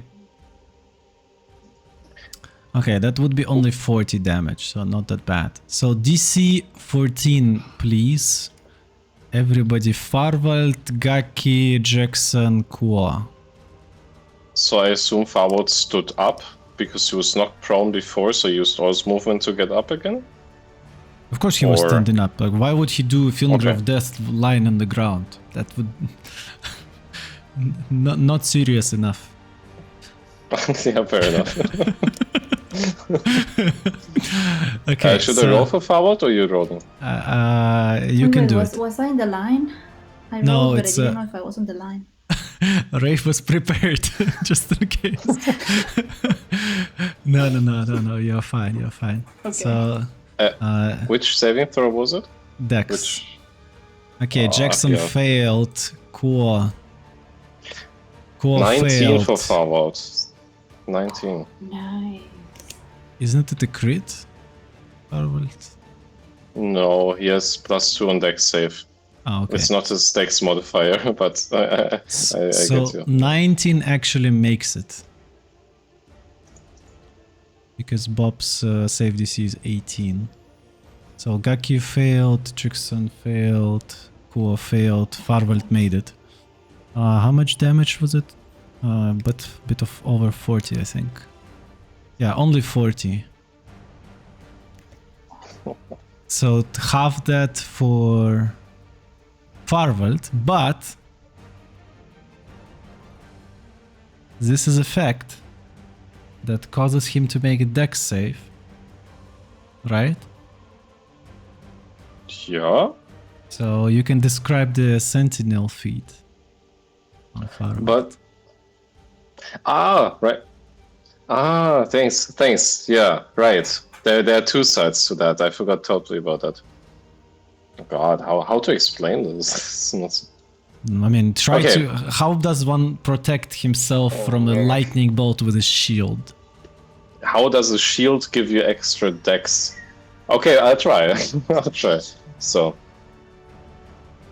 Farwald barely made it up to his feet. He was like in a state of on the brink of crossing the line of snapping, and then this very powerful stream of energy finds its way towards him. So in kind of the last second, he realizes and has been, pulled back into reality by the events. So in a swift movement, because he is at this point master of the shield, he turns like mostly from the hips. He just turns like in an instant that the shield between him and the ray of energy. But you would understand like that this is not enough. Like it would still hit him. But in that moment, you see the shield itself, like in the very center of it, where you have the gem, which is holding, you know what, the soul of that fighter. Brothers. Brothers. Thank you. So it starts glooming because at this point, Farwald is attuned to the shield. The shield is kind of attuned to Farwald, so it's trying to protect its master, its ally, to be fair.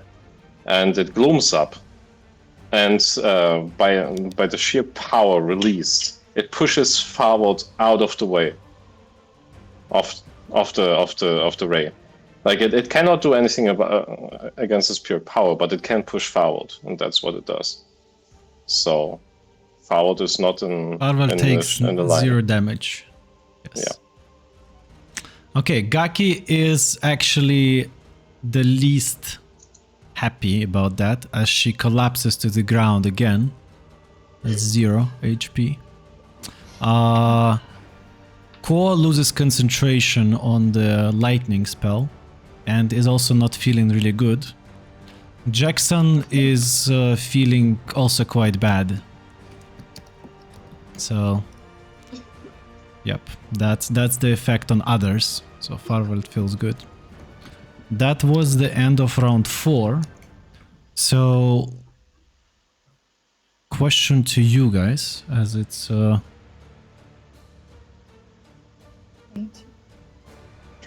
I think it would be a good moment to stop, as you can see that the body of the Aasimar starts to itchily move and as another zombie stands up in its place, being kind of taller, kind of the size of the Aasimar itself, but as decaying and as disgusting as any zombie is. And yeah, Sas was already like, Sas was there standing with like a machine gun almost at the ready, and then it collapsed to the ground, and as it started twitching, he almost released the trigger to just like fill it in with bolts, but his internal composure and stillness of mind that he casted last time allows him to keep his cool. So, yes guys, we already passed 11. So, I think this is the active part of the games would be over. Now we move to post-game discussion and strategizing. As Bob still have a couple of things he could show, and as you're looking at the maybe there's still one crew with the Arbalester at his ready, but most, I think Farvald is the healthiest of you all stands. Yeah, Gaki is on the ground injured. Jackson and Kua are all like less than 20 HP, so not that good. Sas is manning the small ballista, ready to unleash his fury. And Rafe, you are snipering, crawling somewhere on the on the back of the upper deck, calling in airstrikes, also known as fireballs.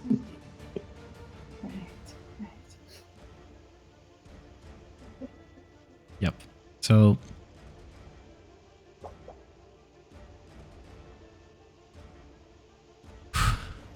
Okay. I think I would leave latest in 15 minutes. I would have a hard stop there. Hard stop, that sounds weird in English. Like hard, not hard. How would you say it in German? Hard stop, stoppen? Okay, I have a deadline there. Let's call it a deadline. So, you know, sometimes you try to make things sound right in English, but then you think back, they wouldn't even make sense in German. You're in between the languages. Yeah. Yeah. So, everything was very bloody, and yeah, you have a couple of people still bleeding out here. For Gaki, it will be already second time if she gets healed in this fight, so she would have some repercussions for sure. As for the Pegasus, is yeah, he is on the very other side of the battlefield. Sas, anything to add? Anything to note?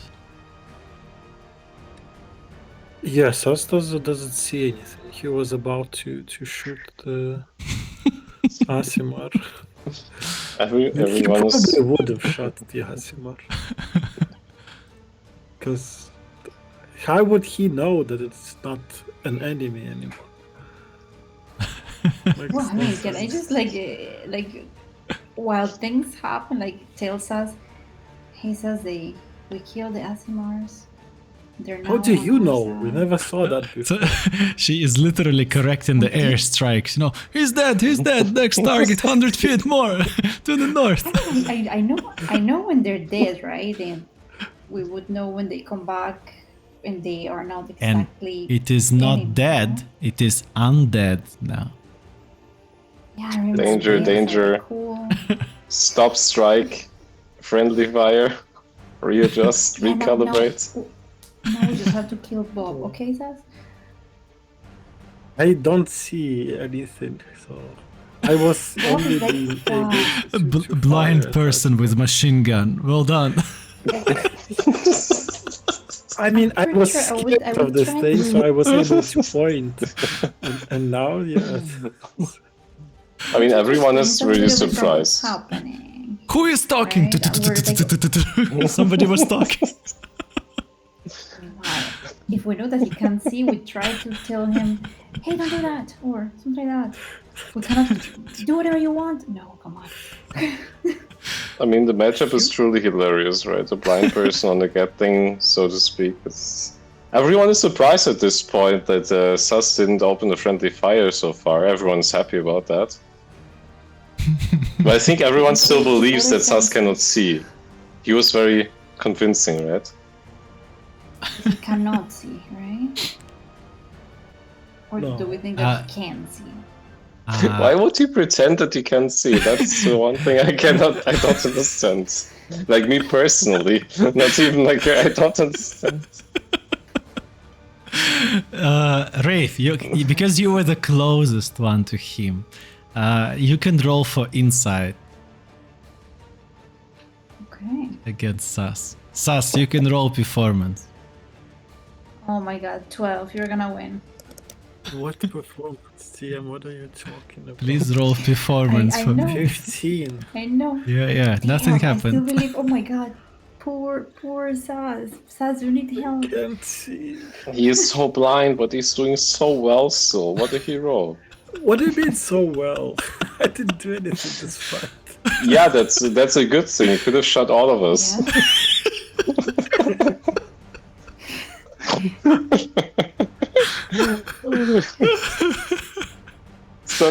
Sometimes mitigating damage is the best you can do to your team.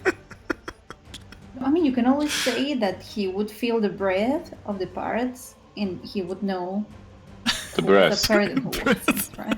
Like, yeah, But because this, they were I mean, we're together. talking about feeling the breath about like what is a 60 feet, 120 feet distance. It's a parrot. Like, they're probably drunk. Like, Okay. yeah. Every breath they make. Arr. I could have made an argument that I heard the Bob screaming, you know, at Farwell. Something like, "How dare you, blah blah blah blah blah." Yeah. But then the Bob Yeah. moved. So Did he? yeah, he moved Yeah, and he- then the zombie got him. But not a lot, right? Oh. It's still very much closer. Is Bob concentrating on something? Because if so, he took damage and he has to roll concentration. No, he's saving. not concentrating. Okay, good for us. Good for us. Yeah, he. Concentration spells are usually mean. So let's see how he's doing in terms of spells, actually. He's also Are you metagaming with us? Are you metagaming with us, TM? The thing is that he also has good cantrips, right? So it won't really matter so much. We just need to get close to him and silence him, or grapple him, manacle him, stuff like that. Yes. Yes, we need to suspend him in the air. That's a new one. But we can also gag him. All the stuff. You remember Vani? That worked. Yes. Yeah, he can still do some damage. Some. He has a lot of HP still. Yes. He's not gonna fall from one shot. So we're gonna have to if make he's him a wizard. unconscious or really unable to move and do anything, really. He's probably gonna try to fly away in case we win. So we need to be prepared for that. Again, flying. Ah, come on. Oh, it worked last time for him. Why wouldn't he do it this time in case he loses control of the fight? That's true. But this time we can shoot at him with, what is it called? Arbalisters. With lots of things. Arbalisters. It's a pirate version. Was that on purpose? I've never heard about the Arbalister. Yes. Arbalister. Come on. It took me the whole fight to see that. Oh. Yeah, I hadn't noticed. I was like from the very first moment I was thinking, what is an Arbalister? Probably like an archangel, like an arc ballista, whatever, like a top ballista, high level ballista, R ballista didn't Yeah, but I cross my didn't mind. say anything because I don't know anything about like battle or pirate or ship So- terms. So So the it's just too good, you know. But realistically, the term arbalest is sometimes used interchangeably with crossbow. Arbalest is a medieval French word originating from Roman name arcubalista, missile throwing engine. So The arbalest was a late variation of the crossbow coming into use in Europe during 12th century. A large weapon. Fair enough. yeah, Never heard of it. check the images and imagine how much things Polo has dodged, you know. This is installed on a ship. It's kind of the Gatling of of that time. It's more of a railgun because it doesn't have that much of a Yeah. speed, shooting speed. Yeah, you're right. I mean, it looks like a Gatling, but it shoots like a sniper rifle, I'd say. Whatever. Arbalest. good guess. Love it. So the So- thing is, Polo exactly knows what he wants to do already. Should I write it down in general chat and share it with you? Because I'm sure next time I'll forget it. Actually, Right. the next 2 times are not going to happen. Like next week, I'm not going to be able to make it. And the week after that, not as well. Okay, I told you like 2 sessions ago that this is Yeah. going to happen. Okay, I'm going to then stop the stream now. It's the party of Power Rangers. We're stopped in the middle of a fight against the arch nemesis. Potential arch nemesis. Our nemesis. Arch friend. Our friend. Bob the Wizard.